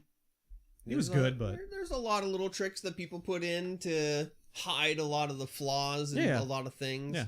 Like shaky combat cam. Yeah. Well, I could tell when it was like, oh, there was a cut here. Like, they would always be, here, take the camera, and then the camera will like shakily show the ground, and then it'll change the POV, and I'll be like, okay, that's where they did a cut right there or whatever. But the stories were good. It wasn't my favorite VHS 85 one, but I've liked them all, so I would recommend any of them really. And I watched the first episode of The Fall of the House of Usher, which is the new Mike Flanagan one. He's the guy that did The Haunting of Hill House and The Haunting of Bly Manor and like Midnight Mass and Gerald's Game, all this stuff. So far, very interesting, very good. Nice. They give him a lot of money to do those shows. Yeah. Yeah, dude. They're they're very like popular on Netflix, so they got a lot of money behind them. Nice. And what's his name? The dude from what are those idiots that you like to watch on YouTube? The one that then the guy got fired because he was cheating on his wife and stuff. Oh, Funhouse? Yeah. The one guy, the actor guy, Rahul. Yeah, Rahul. He's Rahul in Kaul. He's in there. He's in the show. He's been in the last couple of them, but he's in there. And then there's a bunch of the other regulars that he uses that are in there as well. So I'll be like, oh, I recognize that person from that last show. Oh yeah, there's that person too. So yeah, it's pretty good. And then last night I watched another episode of the whatever the new boys show is called. Yeah, Generation V. I watched like the second or third episode. Pretty good. I like the little cricket girl. She's pretty funny. Yes. We just wrapped episode 4 of that. Yeah, the one I watched was they were going down. The one guy, I don't remember any of their names except 3. The little cricket girl. Mm-hmm. The guy was going into the basement where like the woods are. Yes. Okay. Yeah, that was one we watched too. Yeah. 3. And so he sent. Maybe it was after like he found his Golden Boy's phone in his dad's crotch. Oh yeah. Okay, we're on the episode after that. Okay, yeah. So I kind of know what's I like it. People are kind of poo-pooing it because I don't know. The complaints I've heard are like, oh, they're just whiny. It's like, well, they're teenagers basically they're in just school. kids. Yeah, it's like emo times, you know. They're just superhero kids, super powered kids, basically. Yeah, surprising they're as like calm and collected and like down to earth as they are. right. Like if it was like the real world like this, they'd all be like fucking Homelander. That's the attitude they would have. Oh, good old Homelander. Yeah, exactly. He's been arrested for murder. Yes. Yeah, what a guy. What a guy. Anyways, what about you? What have you been up to? I mean, work was work as usual. Mm-hmm. Nothing too exciting about that. Aegis Detailing going to be opening up in a couple days. Oh, I thought it was open. I mean, the shop's there, and we're taking private customers. Clients. Yeah, we're taking clients, but you know their bookings are not until the shop opens. I see. And so in the next couple days here, everything's going to get filtered into the shop. I'm going to take the Jeep up there so we can get some before and afters of that. Because I mean, you saw the Jeep when you came up. It's a little muddy. It's pretty muddy. It's pretty dirty. Yep. The inside's pretty gross. And it's too cold out there to detail now. So getting to up power to the wash, shop. you mean? Well, anything. Still too cold to detail too. It's But, cold. yeah, okay. Detail in the heated shop. Yeah, That's fine. Other than that, yeah, that's it. It was just another couple days.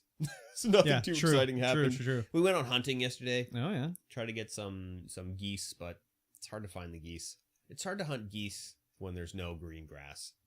Or grains growing around here. Grains growing around. Yeah. It's all just dry. Yeah. What are they eating? Sagebrush? I don't know. Yeah. They're flying always to Alberta and Saskatchewan. Yeah, they're always in like a farmer's field somewhere. Yeah. Somewhere you can't blast them. Yeah, exactly. Which makes things difficult. Yeah.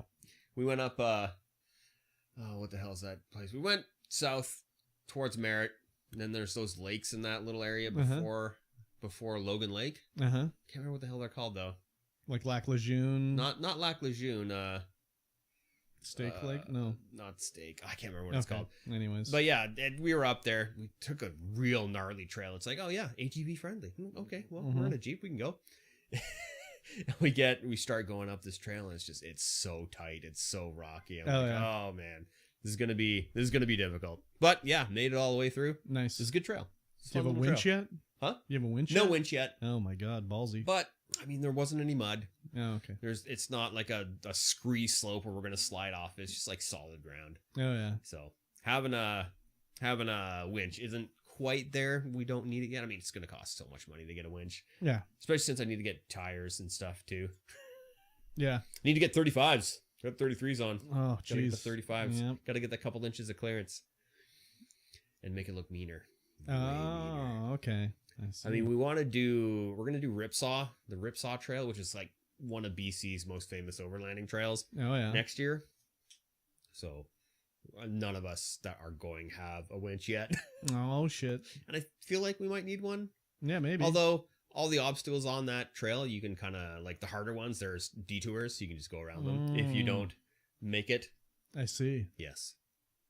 And then yeah, just gaming with Wizard with a Gun. Still on the gun. Still on the gun. Mm-hmm. It's a good time. And then Cyberpunk, of course, getting through there. I'm getting close to finishing, I think. Oh, the main storyline quest, anyway. I was doing a quest for a, one of the mayoral candidates of the city. And you have to go up in their apartment and look around and stuff. And I'm sitting right at the tippy top of their apartment, like on the roof of the apartment, because they're in the penthouse suite. And I look down into the city. I'm like, man, this city's vibrant. And then I zoom in because I've got 8x optical zoom. And I'm like, oh, we're talking about Cyberpunk yeah. now? Oh, sorry. I was like, wow, Wizard of a Gun sounds way different than I thought. No, we switched to Cyberpunk. Okay. Yeah. I missed that switch. And I'm like zooming down into the city. I'm like, wow, this looks awful. Oh, yeah. It looked like when looking at the traffic down on the bridge and in the roads, it's just like little cardboard cutouts of cars just bopping along the road. I was like, what the hell is going on? Yeah, little tricks to make it run at a better frame rate. Yeah. I've got everything cranked up again. So full ultra ray tracing. Ooh, and what's your FPS? I don't know. There's no FPS 30 counter. then better? 30? It's better than 30. Okay. It's up there. Okay. It's up there. Yeah, it looks so good. Yep. Except for those cars bouncing around. Yeah, we talked about Cyberpunk last week. There was a whole section where we talked about it, and I put it on the YouTube channel as a whole segment. As I was listening to it, I was like, I guess I have to just restart this fucking game again. Yeah, you have to restart it. The other thing I found out is I think I can actually change the mouse controls, keyboard controls, so tab isn't toggle, or hold toggle to crouch. Hold tab to crouch, because that was a thing. That was sneaking was holding tab down. But I think you can't do it in the game, but I think you can do it in the like accessories section of the Xbox dashboard. Yeah. So I think I can actually get it to playable that way. So I was trying to do the Cyber Psycho mission, but I was like right downtown and everything's really hard downtown. Mm-hmm. And I came across a Cyber Psycho.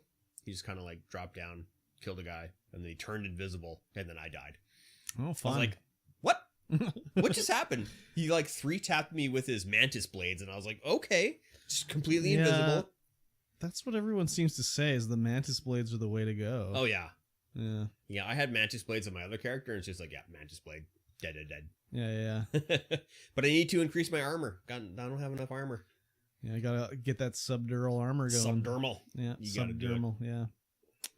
Yeah, other than that, other than gaming, I've been doing a lot of creativity. Oh, really? Working on stickers and stuff for Aegis. Ooh.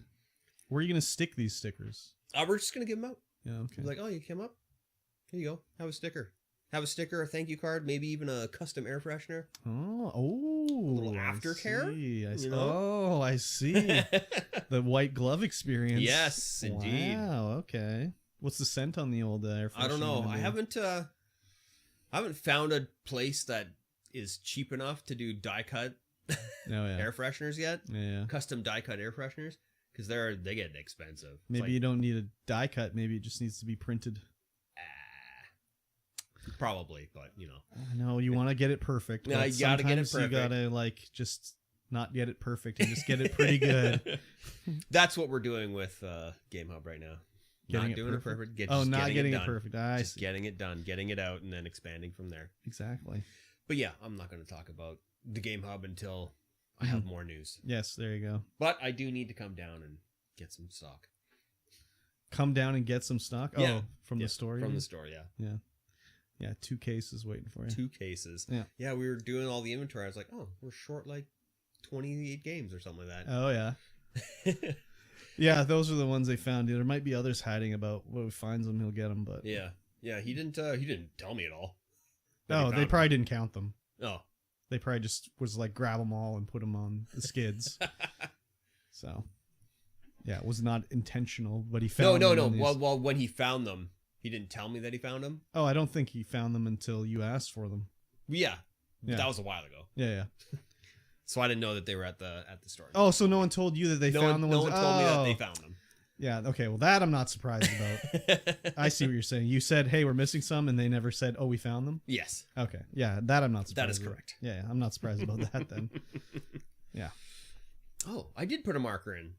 Okay, for good. The start of the show. All right, perfect. Let's, there's no show we're kind of talking about. Well, I mean, you're watching Loki, but you refuse to talk about it. So. Yeah. Oh, did I watch this week's episode? I don't think I did. It's wild. I like it. Yeah. You should watch it. If I didn't have to watch the previous season, maybe. Yeah, you kind of do. Yeah. Although that guy who is playing the dude... Owen Wilson? He Who Remains. Oh, Kang? Yeah, Kang. He's, of course... being charged with something. I can't remember. Domestic assault or something like that. But he's not in Loki, is he? I thought they already got rid of him and got someone else. Maybe. So this dude is in Loki? Hang on. Maybe they already recorded it and it was too late. It was probably already recorded. So I think they got rid of him after that. I think so as well. Must be, since we're already watching it. Yeah, it's really good. I enjoy it. It's very good. Cool. Yes. That's cool. You know what else is cool? No. Patreon.com/Streamvoid pod. I see. That's right. You can get in there. You can throw money at the screen. You can help these two podcasters with your hard-earned dollary dues. Yeah. And support us in that way. You get access to the pre-show content. Of course, we have an hour or over an hour and a half of pre-show content. This go around, and who knows how much post-show content. Oh yeah. You get access to our Patreon exclusive videos as well, and we should do another one soonish, maybe. Yeah, we should. I mean, we've been saying that for months. Is it going to happen? Who knows? Everyone's super busy. Well, one of us is, anyways. One of us is, yes. Patreon.com/StreamVoidPod. Just $1 a month gives you access to all of the pre-show content, the post-show content, the special videos, and all that kind of stuff. So if you want to help us out, if you enjoy this podcast, just $1 a month. That's all it takes. Yes, please. Yes, please. Let's talk about some news. Okay. Amaranth. I've heard of her. Yes. Everyone's favorite streamer. Sure. Her latest business venture, according to the article, will drive her haters to drink. Her haters to drink? Her haters to drink. I don't know so if there's they'll a be company buying out this. there. It's there's probably a couple of companies out there. They will brew beer with vaginal yeast. Oh my God. They will add that in, brew it up, and so you'll have a beer created with that yeast. A particular special blend. And so she is going to have a bunch of beer. Done. So yeah. Jeez Louise. Yeah, they're going to, I guess, anyways, are they actually going to do this? I don't know. Is it just, they say they're going to do it? It's a company. Yeah. So that exists. You do a I've seen it swab, you send it in, and they brew up some beer that you can buy. Yeah. Because you can just grow the yeast. It's alive. It's bacteria. You can just create more. Yeah. She's got some yeasties going on, eh? It's a thing. Yeah. Yeah, I was like, okay, well, for obviously, this will sell out, obviously. Always. Anything that she does puts her bodily fluids into sells out pretty quickly. Has she been doing fluids? I mean, she did the bathwater. The bathwater, of course. And she farted in a jar. Or hot tub water, and her farts in a jar with, little Christ. couple of sprinkles of hair and who knows what else. Jesus Christ. That's gross. Should we do a taste test? Should we get a couple of these? I mean, it's going to be ridiculously expensive. You think so? Yeah. How much is ridiculously expensive? Like if we were to do a taste test of Amaranth's coochie beer, how much is too much? I'm looking at I'm on the site now. Yeah. And I'm looking up how much this stuff costs. I don't know if they're gonna tell us how much it costs. We'll send it out to the listeners and ask them if they think we should taste test the coochie beer. It's a IPA though. I don't like IPAs, so I don't think I'm gonna like the taste regardless. I'm not an IPA enjoyer. Maybe if she was brewing up a lager or something like that, that'd be pretty good. But I'm not a huge IPA guy. So there's there's 3 models, quote unquote, on their website where you can get their particular beer if you want. And how much are those? And can they ship them to Canada? It doesn't say. Okay. Doesn't say. We'll have to keep an eye on it. I don't know where you can get it from. Maybe they'll ship it. I don't know. It's hard to say. I was trying to think, like, if anyone else in the world was to do this, would there be anyone I'd be interested in to be like, yeah, I'll try that out? Yeah. And I was like, I don't know if there was. But then I was like, oh, you know what? I would try, I think. Because she famously said her pussy tastes like Pepsi Cola. Oh? It's Lana Del Rey. Other than that, I don't know if there's any that I would try. Maybe it was free. If I had to buy it, though, I don't know. But I think we're going to have to try the Amaranth Coochie beers. If we can even order it. Well, we'll keep an eye on it and see. Yeah. There's a quote here from Boogie.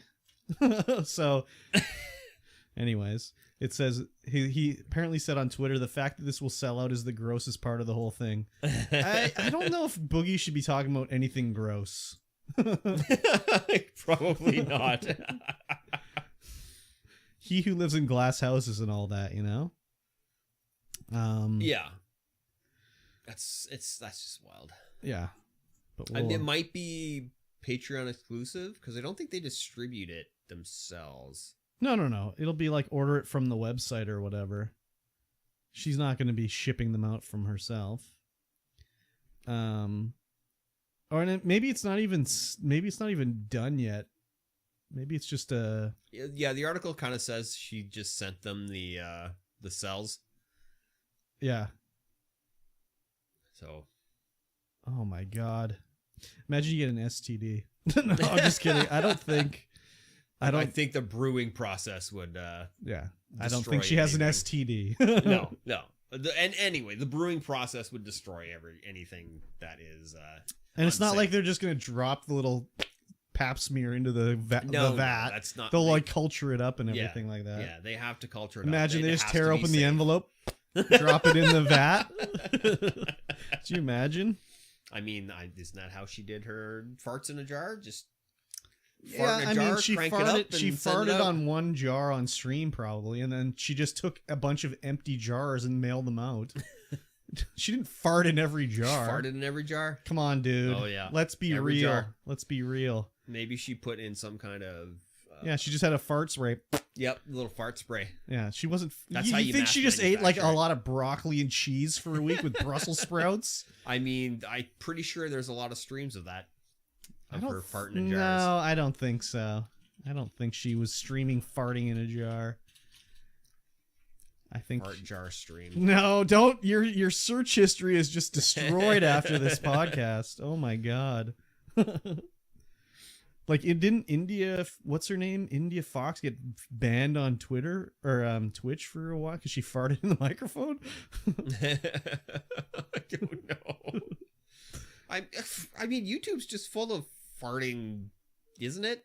I guess so. I don't know. I'm not served up a lot of fart videos on YouTube. I don't know why people like that. I mean, it's funny, but I don't think she was farting in a jar for the lulz. No, she was farting in the jar for $1,000 a jar profit. Yeah, and I don't think it's pure profit. I don't she think she paid was, what, $1 a jar? She was not. No, she just got used pickle jars. She would eat the pickles and then fart in a jar. Yeah, that makes sense. I don't think she was farting in all the jars, dude. I barely even think it was all hot tub water. They just went in the kitchen under the tap and just filled it up. Yeah, they would have to. Yeah. Because they would know that people would have, started drinking that shit.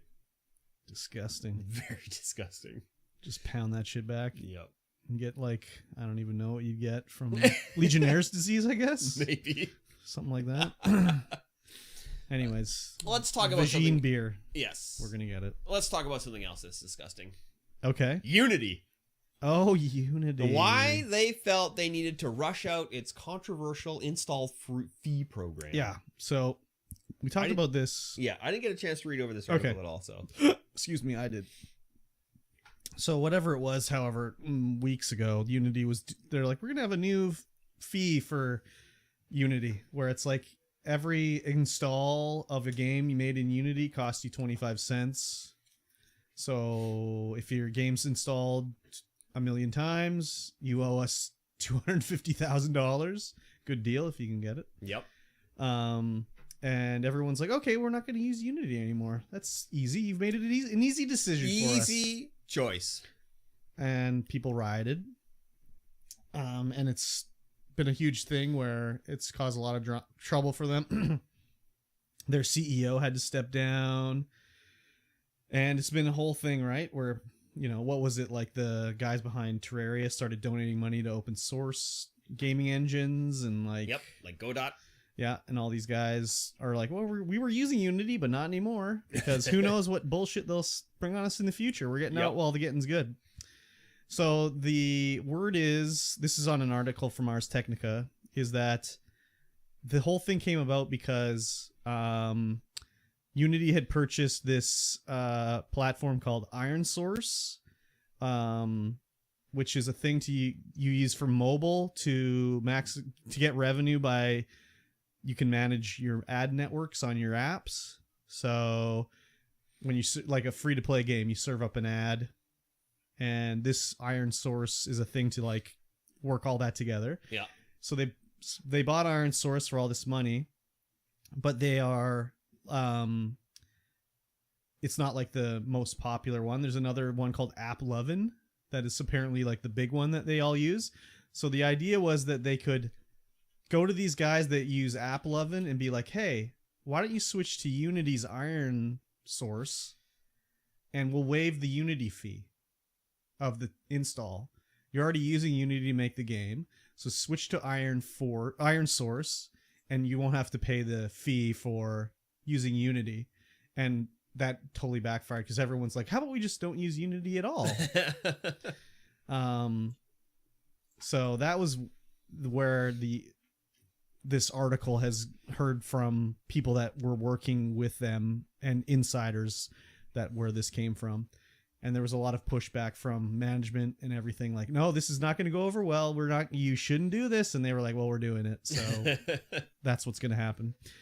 Also part of the problem is Unity did an IPO for their company, started at $68 per share. It went up to over almost $200 a share in 2021. Of course, every tech company's stock blew up like crazy during COVID times. Yep.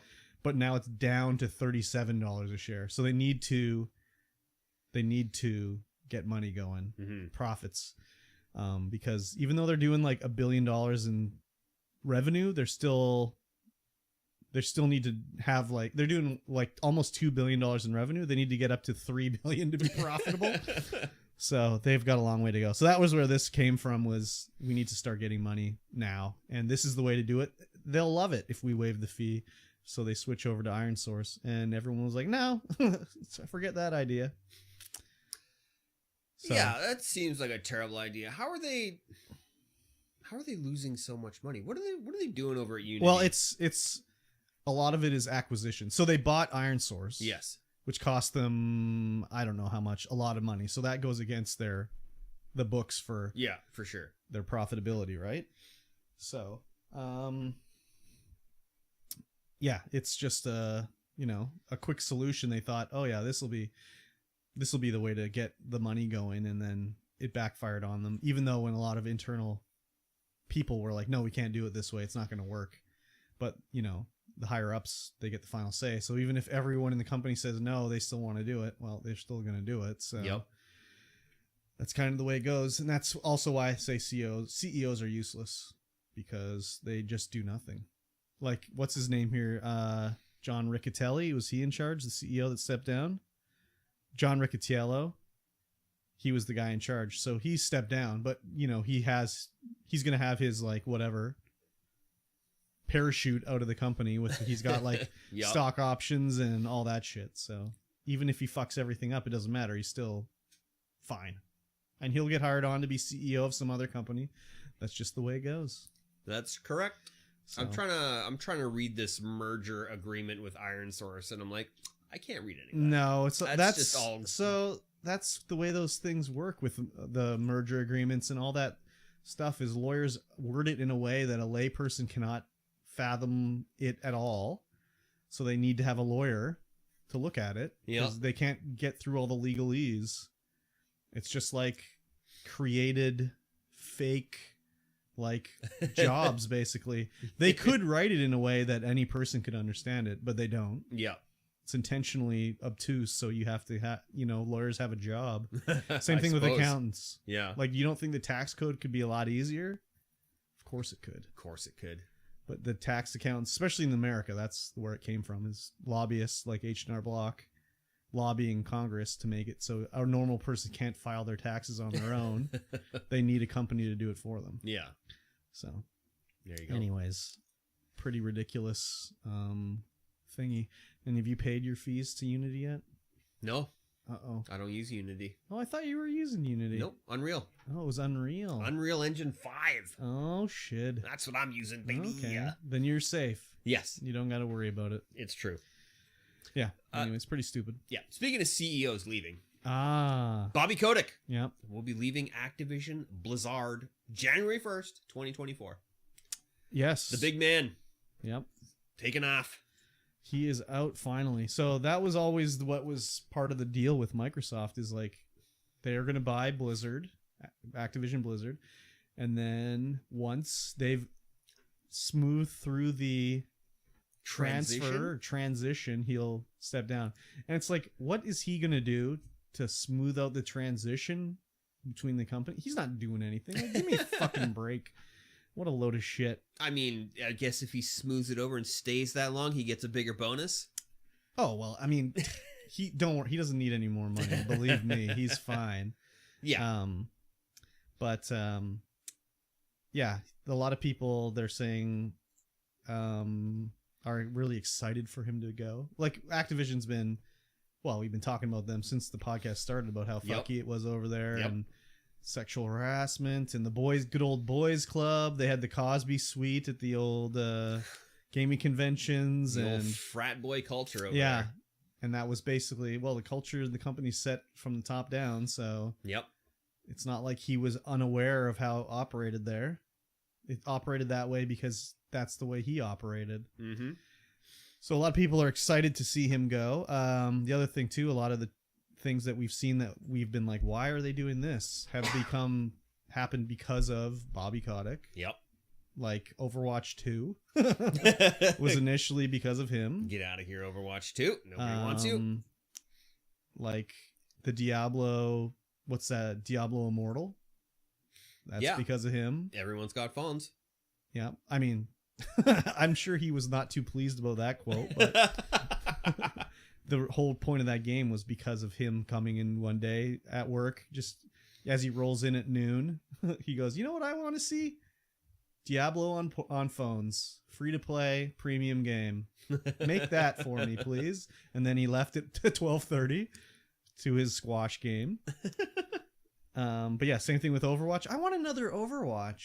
Oh, we don't need another Overwatch. Well, I want another Overwatch. Just make it. And then they go, Overwatch okay. 2. And then they go, wink, wink. We're going to do Overwatch. It's a single player game. Everyone's going to be excited for it. And then he's like, no, I didn't say single player. Well, I didn't specify. My bad. That's my fault. I didn't say. No, I want a new multiplayer Overwatch game, not a single player game. So anything that's happened recently that's been weird is him, basically. Old Kotick.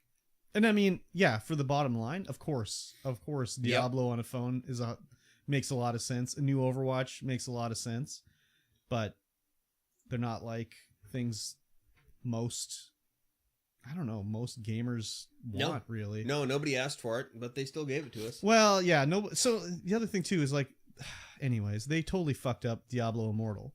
Yeah, with the announcement. If they would have announced it like not at friggin' BlizzCon as their like Diablo thing, if they just had done it as like a tweet, like, "Hey, we're doing portable Diablo. It's available now on beta. Sign up." People would have lost their minds. Yeah. But since they did it at BlizzCon, like, "Hey, the next Diablo, it's gonna be really, it'll be super sick, man. Check it out." And then it's like, it's on your phone. You only need your thumbs to play. Like, no one gave a fuck about this. No, everyone wanted Diablo 4. Yeah. They got Diablo Immortal. And then they got Diablo 4 and they're like, actually, we don't want this either. No, it's really bad. Well, not really bad, but it's also not exactly quite what they were hoping for. But no. Everyone just wanted Diablo 2. Yeah, basically. Well, they did do that, so. Yes, they did. But yeah, same thing with Black Ops 2. No, wait. Call of Duty Warzone 2. Like, why didn't they just keep Warzone? Yeah, why Warzone 2? Well, because Bobby Kotick was like, Bobby, we need a new one every year, man. New one every year. Now we should be on to Warzone 3 next year. Yeah, I don't know if that's going to continue under Microsoft. Probably not. No, it's... I would think it's going to be just Warzone, and they'll just do seasons and whatnot. It's a service. It's a games as a service. You just do seasons. Like, but why how are we rebrand force the entire thing? How are we going to get them to buy every skin again? Well, I guess that's true. Yeah. No, they need to make new skins every year. Yeah. So we'll see what Microsoft does. The other thing, too, is like the Activision way was like, oh, wow, people really love Guitar Hero. You know what? Let's do 40 Guitar Heroes and burn it into the ground. And then move on to the next one. And then never make another one again, you know? Yep. So now with Microsoft, hopefully we'll see some of these like dusty old franchises come out of the closet and get like a new iteration. Not like I want a new Guitar Hero, but like... Yeah, I mean, does Guitar Hero take back off in 2024? No, I don't think so. I don't think anyone's looking to buy another plastic guitar anytime soon. No. I mean, some people are. Yeah. The people who are playing Clone Hero. They could sell some for sure, but like, I mean, I don't think it's going to be like another huge Guitar Hero renaissance or anything like that. Probably not. But what about their other things? Like we've said it, like World of Warcraft on console, like on Xbox. Yep, like just makes sense. They've never done that before. I mean, why wouldn't they do that? And the way Microsoft has been going, like they would love to get that everywhere probably. Oh, of course. I mean, again, I've always said since day one, like Microsoft did not buy Activision to get Call of Duty on PlayStation. They had to, as part of their whatever it was thing with the FTC and all that. Yeah. What did they even say it was? It's like a 5-year deal. But it was like, why? What was their reasoning again? It was like, I don't know. I don't know either. Yeah. Anyways. Can't remember. But yeah, there's a lot of things going to be happening, I think. And with the backing of Microsoft, not that Blizzard didn't have any money, Activision Blizzard, but now they got that Microsoft money on their hands. And also it could mean like, well, maybe the problem before was like, maybe World of Warcraft wasn't on console because they didn't have anyone to work on it. Well, Microsoft ships it off to like one of their 5 other studios to port it over, you know? Yeah, exactly. So who knows? I'm excited to see. And Phil Spencer is a bit of a like gaming dude. He likes games. Yeah, so he's probably just like, oh yeah, he's got the pen to like greenlight anything now. Yeah, it's gonna be an interesting time to see what comes out. Yeah, maybe a lot of things will get fixed over there. Maybe. Oh, I think so. Yeah. I mean, it won't be overnight, I don't think, but the culture will change, and they don't work for Activision Blizzard anymore. They work for Microsoft. Yep. So, and they'll have to sign the new thing like, you've been laid off by Activision Blizzard. Here's your new Microsoft package. Sign or die. Yeah. So I'm excited to see what's going on.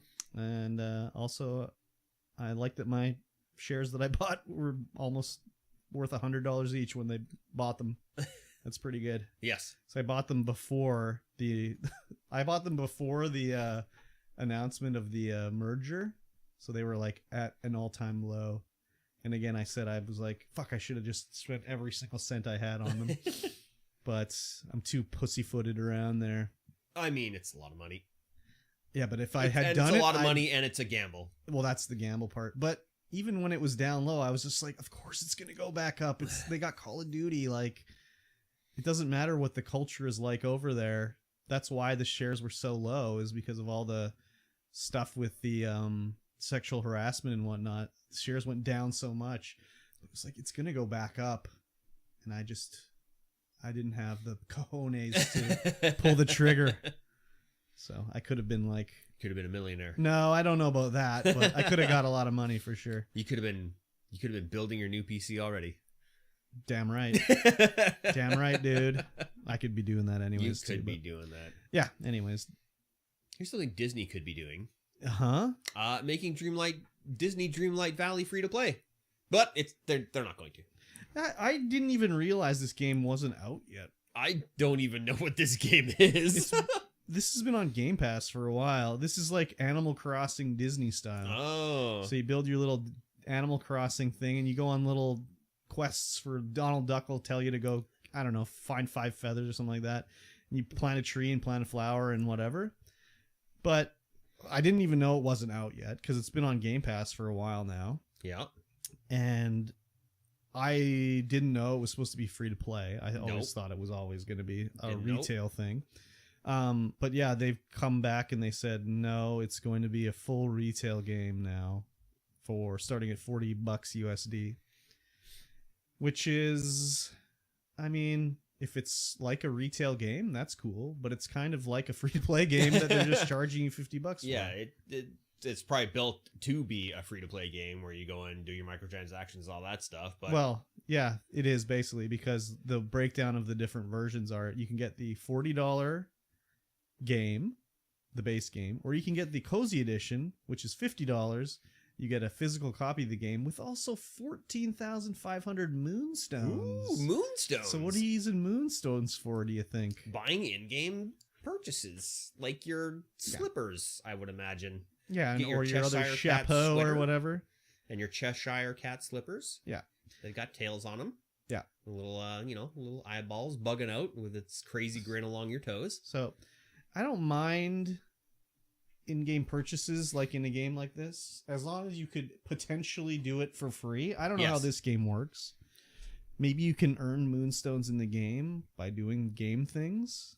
At $40, $50, or even $70 a pop, you better be able to. Yeah, but I mean, or is it just sort of like the equivalent of an Apex Legends Battle Pass, where it's like there's some things that are free, but if you want everything, you got to pay money. At least 220. Yeah, exactly. So especially this close to the full release, that's also baloney too, dude. Like, let's wait till the last minute. Like, it's literally like a month away. Yeah, that's a tricked ya kind of deal right there. Especially if you've been playing early access on something like Game Pass. Yeah. And it's like, haha, you want to pay when it leaves Game Pass? Oh, Wild. well, save your money. Wild. I mean, it's obviously it's not going to be a problem. People will buy it because it's Disney. Yes. So, are you Mhm. playing this game? No. But it's like Animal Crossing, isn't it? I don't play Animal Crossing. Oh. The only Animal Crossing like game I'm going to play is whatever the island is called in Yakuza Like a Dragon Infinite Wealth. I'll be playing that one. And the only thing I was thinking about is like, whoa, can you visit someone else's island in that one? That would be incredible. That would be cool. I don't know, though. They didn't say, so probably not. Are you going to play this game? No. I already know the answer. No. The only Disney game I'm playing is that other Disney game. The card game. What the hell is that called? Oh, Lorcana? Lorcana. Have you played it? No. Yeah. So you're not. I haven't unboxed the stuff. Oh, okay. That you'll know when I unbox the stuff because it'll be live on stream. Yeah. I was gonna try this game, but I just never bothered. It seemed like it could be interesting, but I also don't care that much about Disney at all. So, especially modern Disney. Well, modern Disney encompasses many different studios now. But modern Disney animation. That's basically what's in this game. I don't know if I've watched any. Well, I haven't, but like when I Disney see animation. modern anything, I'm like, I don't like Frozen. It's like I don't give a shit about Frozen or any of that stuff. But then it's like I see Steamboat Willie, and I'm like, oh, okay, this is pretty cool. So yeah, I haven't seen Frozen. I haven't seen any Disney in quite some time. Like actual legitimate Disney. I think Moana no, I never saw was it. the last one I watched. I mean, I don't know of like if I saw anything that was Disney animation related, it would have been like when it was still hand animated. Yeah, Like that would have been the last time I saw Black anything. Cauldron style. Well, not quite that old, but I'm thinking like maybe Beauty and the Beast or something like that. Yeah. Like when I was a kid, it'd be like I watched Robin Hood and all that shit. But like after that, no, I didn't give a shit about it. Mhm. Yeah, I just don't care. Though I did see the live action Beauty and the Beast in the theaters, so it was okay. He was all right. I couldn't. You couldn't? I tried. Really? Yeah, couldn't get through it. Wow. No, I didn't think it was that bad. The only thing I thought was like, why is this Josh Gad guy everywhere? Where did he come from? I don't understand. Just seemed... Josh Gad? He was like Gaston's, like the guy that was in love with Gaston, like the chubby guy. He seemed to be in love with Gaston. Seemed to be. He just was like his manservant, but also seemed like he was in love with him. Ah. Yeah, he's like a comedian, but I was like, why do I see him everywhere now? Like, who the fuck is this guy? Don't know. I don't know either. Couldn't even put a face to the I name. saw him doing a bit with Billy Crystal, and I'm like, how's he doing a bit with Billy Crystal? That guy's a comic legend, and this guy just came out of nowhere. I was just like, I don't know who he is. So, anyways. There you go. But I thought it was fine. I don't know why I couldn't get through it. Maybe I just didn't apply myself. Yeah, I guess so. Maybe I was like, watch something else. It wasn't my choice to see it anyways. Ah, yes. Yeah. Yeah, so Disney Dreamlight Valley. not That's free a to play. pass. Hard pass. It's a pass for both of us. Next up, Uh-huh. first-party studios are allegedly upset with GAAS focused direction of PlayStation. I was like, what is the gas direction? I don't get it. Don't know. And then I was like, oh, games as a service. gas. Yes, gas. Yeah, they're. I mean, I'm not a fan of their games as a service direction either. But I mean, that's where the money is. So That's literally where all the money is. that's the way it's going to be, right? Yep. Yeah. So David Jaffe, who is a bit of a, I don't know how you would describe him. He's a bit of a maverick.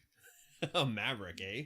Well, he kind of just says what he wants to say and be damned with it all. Mhm. He was the guy that did Twisted Metal, and he started God of War and everything like that. He said he's been hearing from a lot of sources in PlayStation that people are not happy about the games as a service direction they're going, which, yeah, I can kind of tell without even being told that's probably the way it is. Especially the one that really set me off was when they, not set me off, but what I was just like, that's weird, was when they had the announcement of The Last of Us remastered or whatever they did. And they had, what's his name on the stage, but they also brought out the voice actors of Ellie and Joel to talk about the game as well as the show at the PlayStation. I don't even know where it was, the Summer Games Festival with, anyways, I remember watching it, and they announced they're doing the remaster, but also they have a multiplayer Last of Us shooter coming, like a co-op versus it was called Last of Us Factions. And I was like, that's a weird one for that game. Like, its whole thing is it's a narrative, like, story is supposed to be so good, and the whatever, that's the whole thing it's built on. And then they're building a stupid Last of Us multiplayer game. It's like, that's very weird. But obviously games as service, because that's what Sony went to the Naughty Dog and was like, you know what you should do with that Last of Us that you got there? A multiplayer shooter. Wouldn't that be good? Have you seen Call of Duty Zombies? Yeah, exactly. It does very well. So that's first person, but yeah. Anyways. It'd be, yeah. So the rumor is that it's already been canceled. Last of Us Factions, which was only announced a year or two ago. I can't remember. I think it was not this summer, but the summer beforehand. But I'm not a... Yeah, when they're doing games like that, Last of Us multiplayer game, I'm like, that just makes no sense to me as a games as service. But if they took the existing game and made it, like if they took Twisted Metal and made a games as service Twisted Metal, where you're like earning, I don't know, a different skin for Axel or whatever, or you could buy the skin, doesn't that make more sense? Yeah. Than a fucking Last of Us like multiplayer game.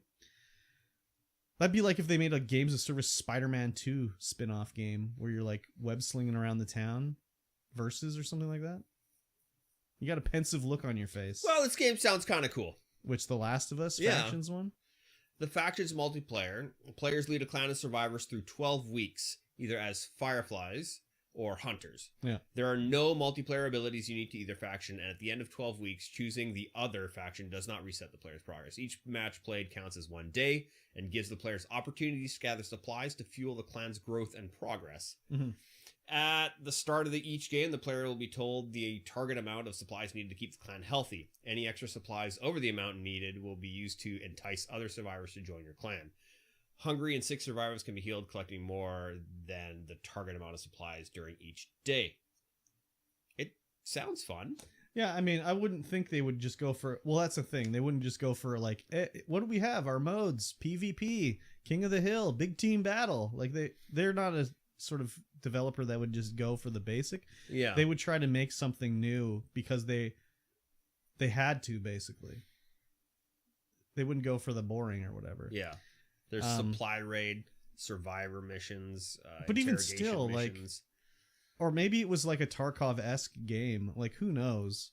Tarkov-esque would be cool. But still, it's even still like... It's crafting. No one asked for this as a Last of Us game. Did it have to be a Last of Us game? It probably didn't have to be a Last of Us game.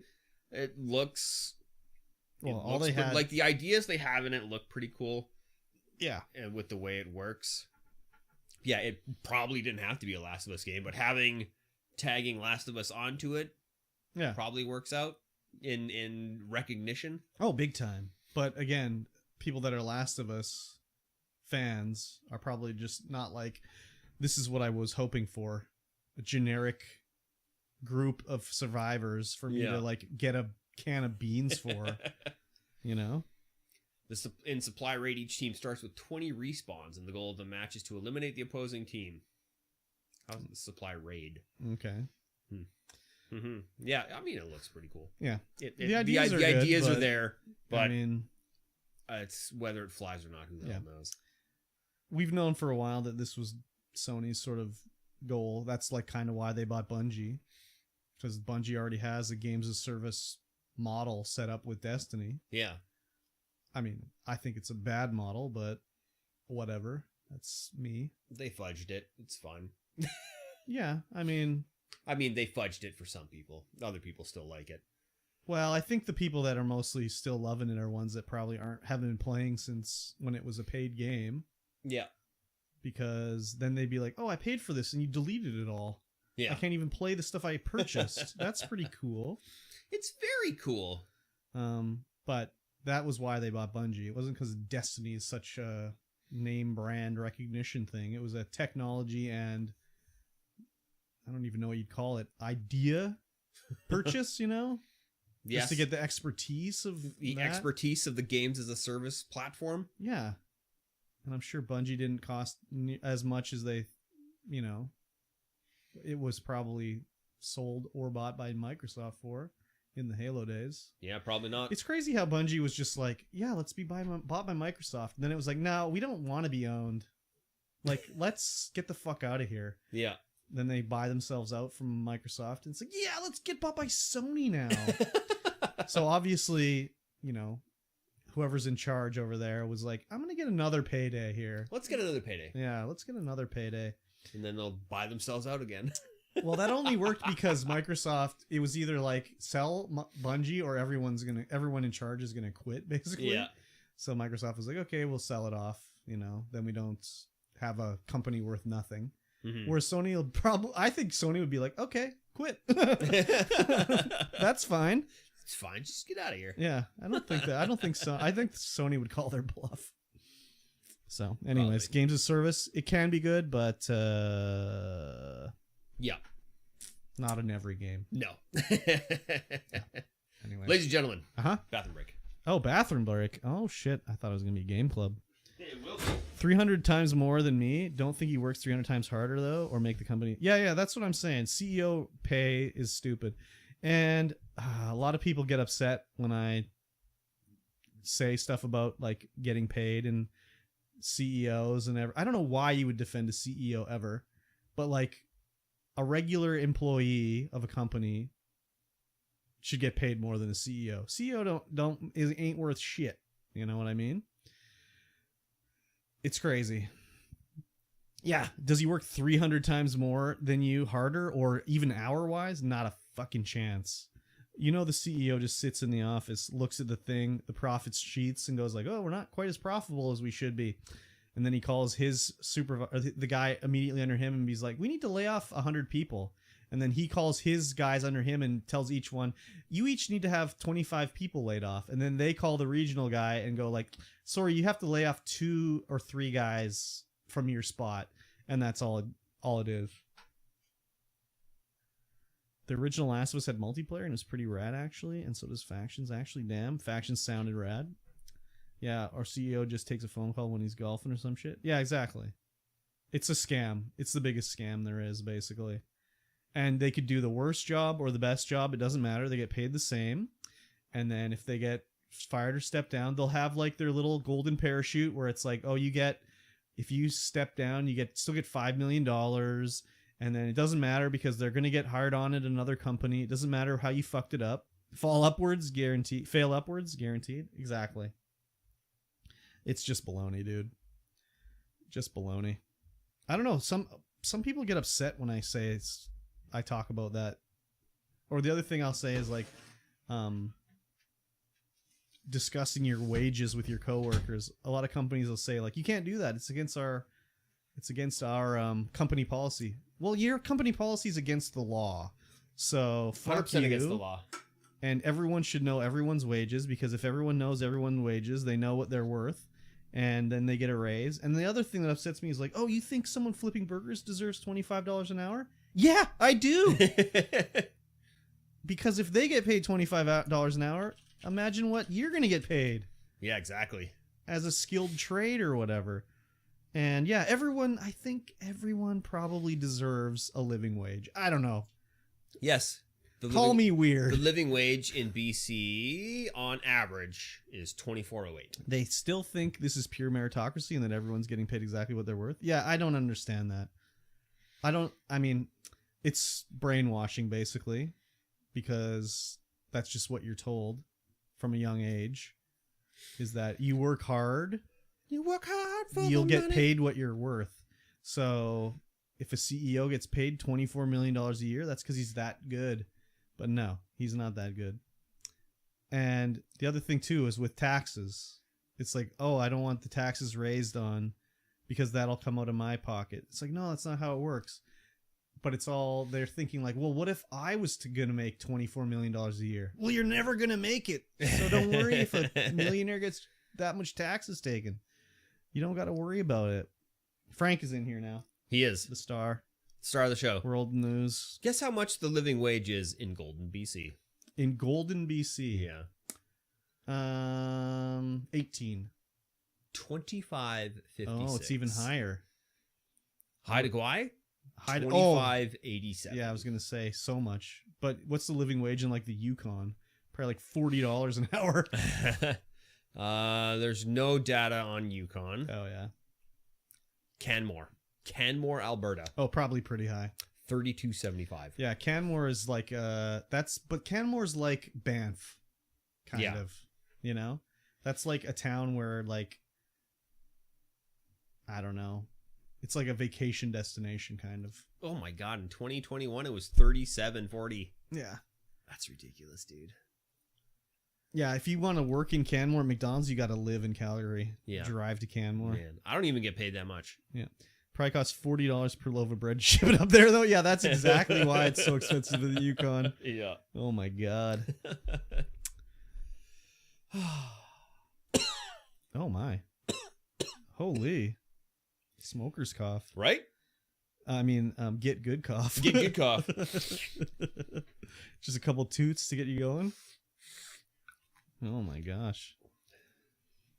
Well, it's the winter time now, and I was listening back to the podcast. I'm like, oh my god, there's a sniffle there, there's a sniffle there. The only thing I've heard is I would be like, oh, I just had a drink right there. I hear like a gloop, gloop. So I swallow my drink. Yeah. So I've been trying to move the mic away. Or I should just put it right up to my neck next time. All right. Ladies and gentlemen, Game Club. Ooh. Each week, we talk about a game after we've played a chapter or a segment or a timed interval of that game. Yep. Yes. True. And we talk about it. You, out there listening along, you can play along with us and you can share your experiences because this is a club and a club is more than two people. Is it though? Could be. It is. So if you want to play along with us, you're more than welcome to do so. You can join us live in the chat, twitch.tv/StreamVoidPod. Yep. Or there's a link in the Discord down below. You can go to the forum post that is there and share your experiences, and we will read them on the air. Yes. Even though we're not really on the air, but we're kind of on the air. Whatever it is. And we are playing Control. Yep. Which is a game that came out a little while ago. From Remedy. And it is amazing. Yes. And we're on Chapter 6. Sure. Mission 6. Mission 6. Yeah. Chapter 6, yes. Where we have to find our broski. Devin? What's his name? Dylan. So we were watching some Gen V. Oh yeah. And I was like, oh yeah. And then I played some Cyberpunk. Not Cyberpunk. I played Game Club. Okay. Like, Control. Yeah, Control. And I was like, aren't they both Dylan? Who's Dylan? Oh, his brother in the basement or whatever? Oh yeah, what's his name? Yeah, it is Dylan. Okay. I never noticed that. And I watched that whatever that show is last night. Yeah, yeah, they're both Dylan. So I've not seen him outside of him getting like molested the one time. Yes, in the basement. So I haven't seen all the episodes yet. Yeah, so we're going to find Dylan. We've got the free reign. Shepherd. What's her name? Jessie? No, not Jessie. Shepherd. Is it Shepherd? I think so. Shepherd was like, "This is where he is. I've got other stuff to do. Yeah. Don't take him out of there. Don't let him out." Yeah. And we're supposed to go down to the Panopticon in containment. And man, I'm looking at the map. I'm like, where the fuck is containment? I can't find it. I can't find Panopticon. I'm running around, being like, this area's blacked out. Okay, is it over here? No. Then it's like, oh, maybe now I'm supposed to go through the ashtray maze. So I go over there, run around. No. And I'm like, where the fuck am I supposed to go here? And then I was like, oh my god, if I go in this fucking elevator and press the button, and if it just says containment, I'm going to be pretty pissed here. So I go in the big elevator, press the button. It's like, hey, you want to go to containment? I was like, oh, there you go. For fuck's sakes, man. So, beauty. Yeah, I ran around for half an hour trying to figure out how to get to containment. So, I went straight to the elevator and hit the button. I was just faffing about. So, also, did you talk to, what's her name there? The blonde-haired woman in the boardroom. Emily? It's like, no, it's not Emily, Emma? but it's something anyways. She, when you talk to her in this mission, she's like, oh, I lost track of my friend. Can you find my friend for me? She's down below. Hello. She's down below the central research or whatever. Mm-hmm. So I was like, okay, that's a side mission. I'll check it out. So you go down there and it's like the zombie central down there. So I'm wondering if this is where you went. Remember you said you fell down an elevator? Yep. And you got wrecked? My way down. You got wrecked a bunch. Was it zombies that were wrecking you? Yeah, so that's where you have to go to talk to her. Oh. It's down there. Interesting, because when I go down there and not have that mission, there's nobody down there. Okay, well, maybe it's a different area, but this area... You have to go to research. Yeah, and you went all the way down. All the way down. So you go around this corner behind the stairs, and there's like all this mold shit, and then you fall down the hole. Yep. Yeah, that was down there. In the bathroom? I don't know if I was in a bathroom, but as I was walking around down there, you go into a big area with some mold, and then you go into another area, and there's like what looks like a portable building. Oh. And the door, there's two guards standing there, and they're like, oh, I don't think you want to go in there. She doesn't like it when people barge in. And I'm like, I'm the director, fuck you. And I go in, and she's like talking about how this mold is coming in from another dimension. Oh, yeah. And she needs to stop it because it's probably going to just take over our dimension because of the way it replicates or whatever. So that is a different area. That is not within the area that I was in. Interesting. Or it might have been closed off. It could have been closed off. Maybe, I don't remember, but maybe I needed the key card. I'm going to do that when I play and see if it's the same. Well, anyways, I was down there, and I don't know if the zombies play by the rules. They don't. Because I went into a room, and there was some zombies at the end of the thing. So I started throwing things at me. I don't like them because they just walk towards you. Yes. Which is disturbing to me for whatever reason. So I destroyed them, and I ran over there, and I could see through the window there was zombies walking along the window, like coming to the door to get in. So I was like, okay, whatever. So then I go and I'm looking around here, and I turn around, and there's a zombie halfway into the room walking at me, and it's really freaked me out. So I started throwing things at it or whatever, and I killed it. But then when I went forward to go further into the mission, I got to another room, and there's zombies across the way or whatever. Yep. So I started throwing at them, but I didn't know they were like spitting shit at me and whatever. You cannot see that. Yeah. It's you can't see it, and it locks onto you. Yeah. So it tracks you. So then I died, and it took me all the way back to the boardroom. So I was like, ah, fuck it. I'm going to the main mission. I'll do this later. But yeah, I don't like the zombies. They're just, I don't know. They're tough. I didn't find them tough. It was just disturbing the way I like in that area where that quest was, the big room, open room I go to. I went around the corner. I'm like, oh my God, there's like 10 of them coming at me. So then I started throwing shit at them, and nothing was exploding because there was nothing to explode, right? Yep. So I knocked a bunch of them down. Then I had to fall back because I ran out of my juice. So, anyways, it was disturbing. Before I did any of the mission stuff, Mm-hmm. I had 7 points to distribute. Wow. Holy. And I don't know how you have the 3rd slot, personal mod slot unlocked. I've If only you got look, 2. if you look on the bottom, it shows you a progression bar. Yeah, At yeah, least, you have to level up. but it says you need to spend a certain number of points to unlock the last one. So I made specific sure that I bought a skill that took me to that amount of points. Because I had I had 3 points, right? Yeah.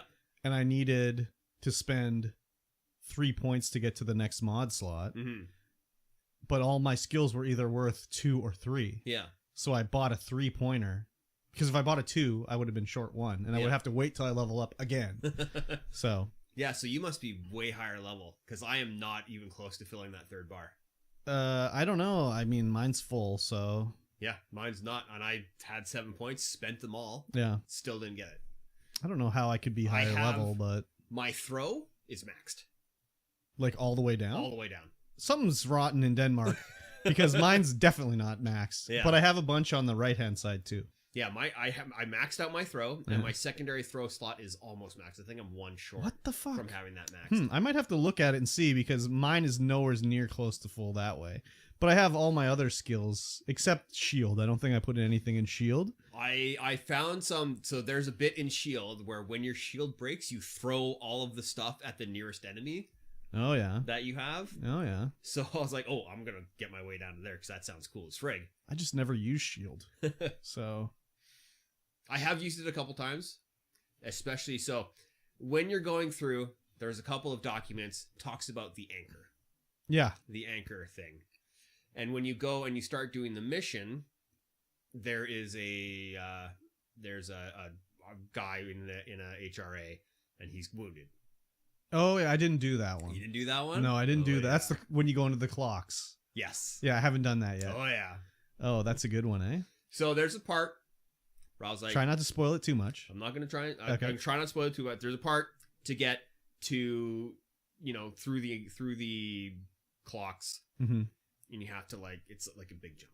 Okay. And so it's like, okay, big jump. Okay, so did you do this before you purged the TV? Before I purged the TV. Okay. It's doable. Oh. But as soon as I purged the TV, I was like, oh my God. That would have been so much easier. That would have been so much. I died so many times in that area. Oh, yeah. Well, the reason I didn't do that, I didn't do the clocks, and I didn't do the other one for the rescuing the girl, or finding the girl. It was because I didn't stream it. And I just was like, I'm just going to do the main mission. And then when I get back to streaming next week, then I can go and do all the side missions and everything. Because I also found another side mission that you couldn't actually do. Because I was going to do that one because it seemed interesting. Did you talk to the guy that was looking at the jukebox or whatever? No, there's never been a guy in the jukebox. Well, no, maybe it wasn't a jukebox. What was he looking at? A refrigerator? Anyways. Oh, yes. So he's in the Panopticon. Yeah, yeah. And he's looking at the refrigerator because I was earlier in the mission, I was reading all the stuff about the refrigerator. Yeah, yeah. And I was like, oh, there's the refrigerator. But the Panopticon is super cool because now you get to see all of the objects of power that you've been reading about the entire time. Well, besides the ones we've Yeah. Oh, no, these aren't objects of power. These are, what did they call them? There's two different things. AWEs?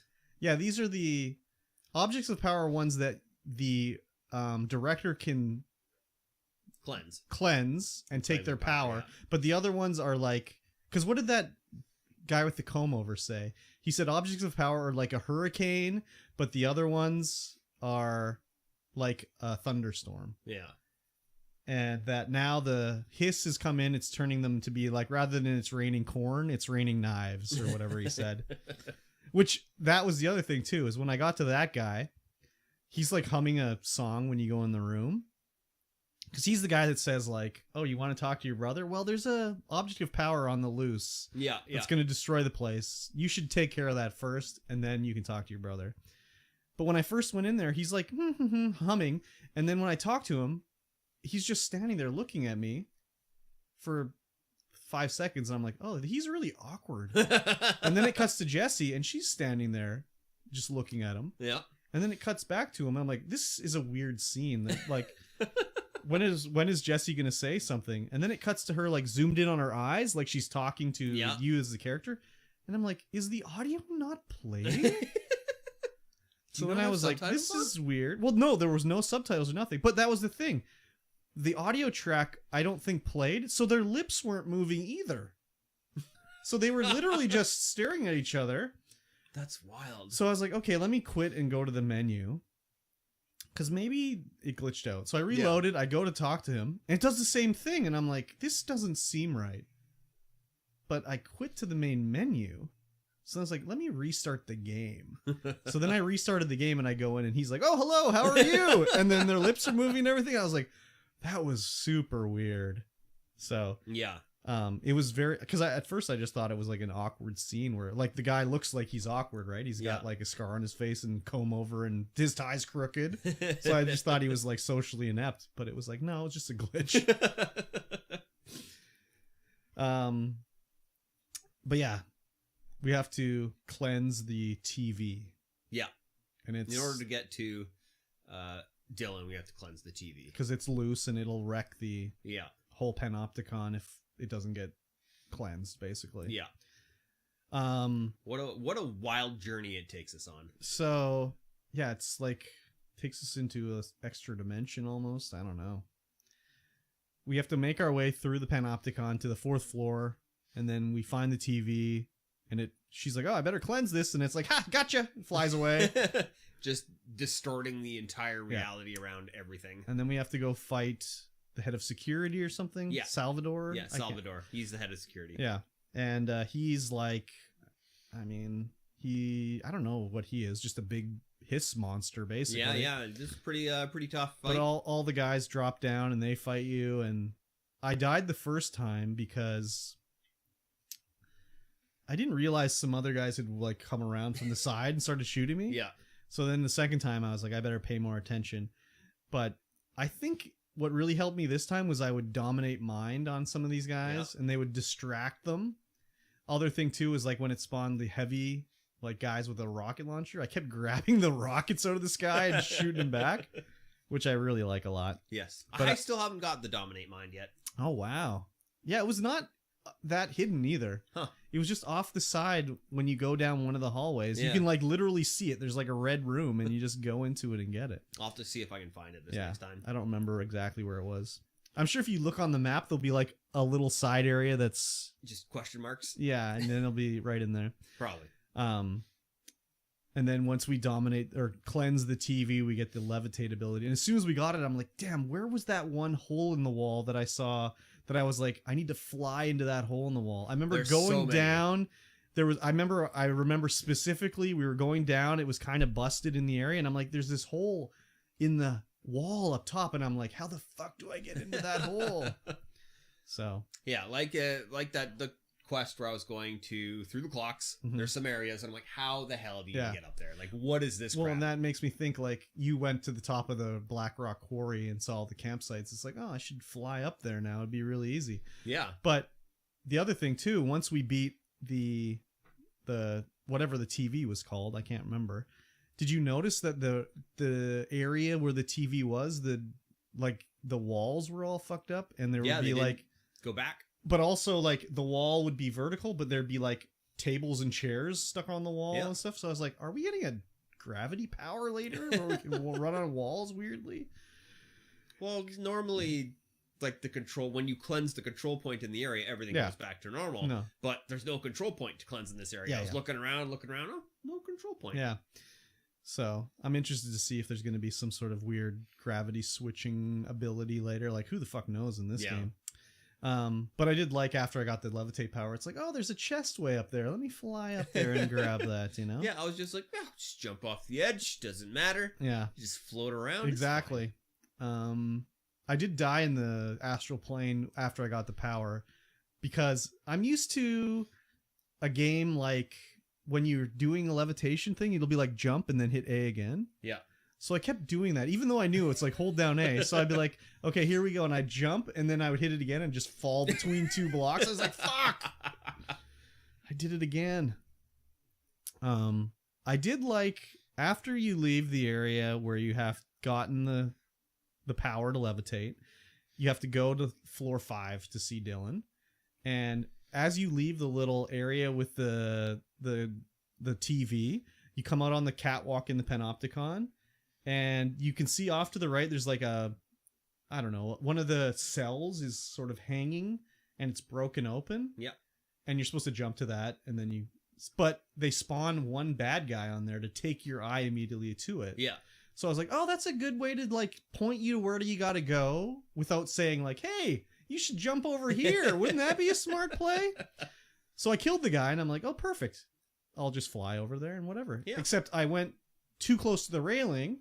So Jesse's like, oh, I'll vault over the railing. So then I fell all the way down to level 2. Yeah. But then I was like, oh, look at all this Panopticon stuff down here. And you can look, and there's like a swan. Oh, there's a crowbar. And I was like, what's the crowbar's deal over here? Yeah, right. Is this a little Half-Life reference or what? Yeah, the swan, the crowbar, everything you've read about is here. Yeah. So then I had to fly my way back up to the top and everything. But then we get up to level 5, and we eventually get to the little Dylan room. Mm-hmm. It's all destroyed. Yeah, it's all destroyed. He's escaped. You can listen to a little tape about Dylan. Well, actually, did you listen to a little tape about Dylan? I listened to a little tape about Dylan. Because you get there, and you call back to whatever, and she's like, oh yeah, your brother just showed up here. He's over here. He's surrendered. You should come back. And then that's the end of the mission. I know. Like, oh my God. Why? I was like, son of a... So then I went in the room, and I looked around, and I flew to the top of his cage, and there's a treasure up there, of course. Yep. And then there's a little audio tape of them interviewing Dylan. And like, I get what the whole point of it was, is they wanted to know about Jessie, where she is, what she's doing, you know? Yeah. So they're asking Dylan these questions like, hey, let's talk about Jessie. Did she ever say she'd like to go on a trip anywhere, you know? Any addresses that she'd like to go to? Or like, should she want to visit any monuments or anything like that? And he's like, why are you asking me these questions? And they're like, oh, no reason. We just want to get to know you or whatever. And the other thing we learned from this too is that Jessie, they basically told Dylan like, oh, we asked her to come, but she didn't want to come. She doesn't want to come here. Sorry. Whereas they never asked Jessie or anything about her, you know, because she wanted to find Dylan. So Dylan thinks that she didn't give a fuck about him. Yeah. So he's all upset about it because he's like, when I first came here, I really thought highly of my sister, but now I don't really care about her or whatever. So the Bureau of Controls kind of screwed them both over here. Yeah. And we find out that Dylan's been affected by the hiss. Yeah, but not in the normal way you would get affected by the hiss. Something's going on with him, but he still is like human relatively, I guess. Yeah. Yeah, so anyways, there's a lot of story stuff happened, but it was actually a short-ish mission. Yeah. And yeah, I was just like, oh, it's over now. Did you find the audio or the log of the guy who did the voice acting for the Ranger mission, the Ranger course? I don't know.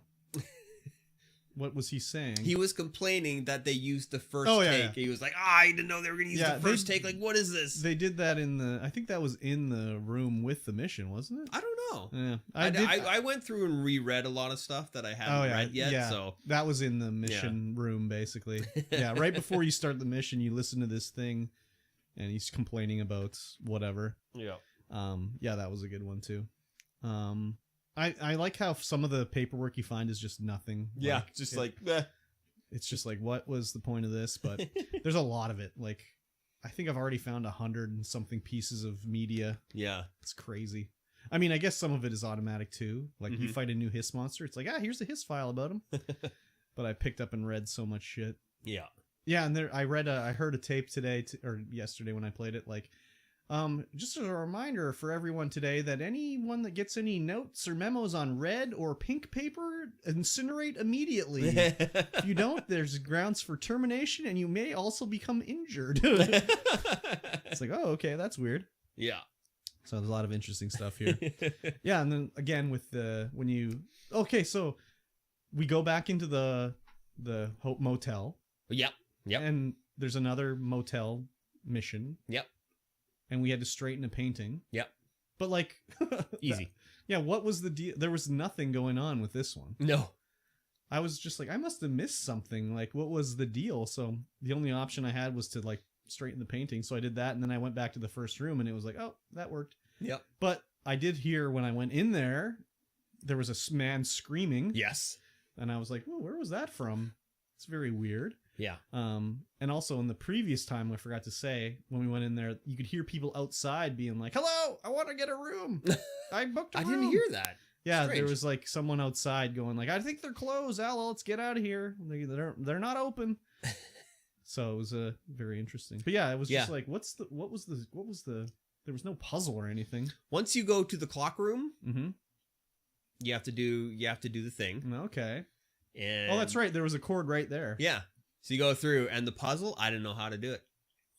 Oh, interesting. I can't wait to try it and see if I can figure it out. I don't know what the solution was. Oh, wow. Okay. I mean, I got through, but I have no idea random what guessing I did. Or whatever? Yeah. I would go ding, first room. Okay. Okay. Ding, second room. Okay. Ding, third room. Okay. Ding, first room. What is happening? Ding, second room. I went through the cycle like 3-4 times, and then I was like, here's your key. Interesting. Like, what is going on? How is this puzzle? What is this puzzle? I'll have to check it out. Maybe there's no puzzle. There might not be a puzzle. Yeah, lots of questions still, so I'm excited to see where it goes. Still no new costume for Jesse. Nope.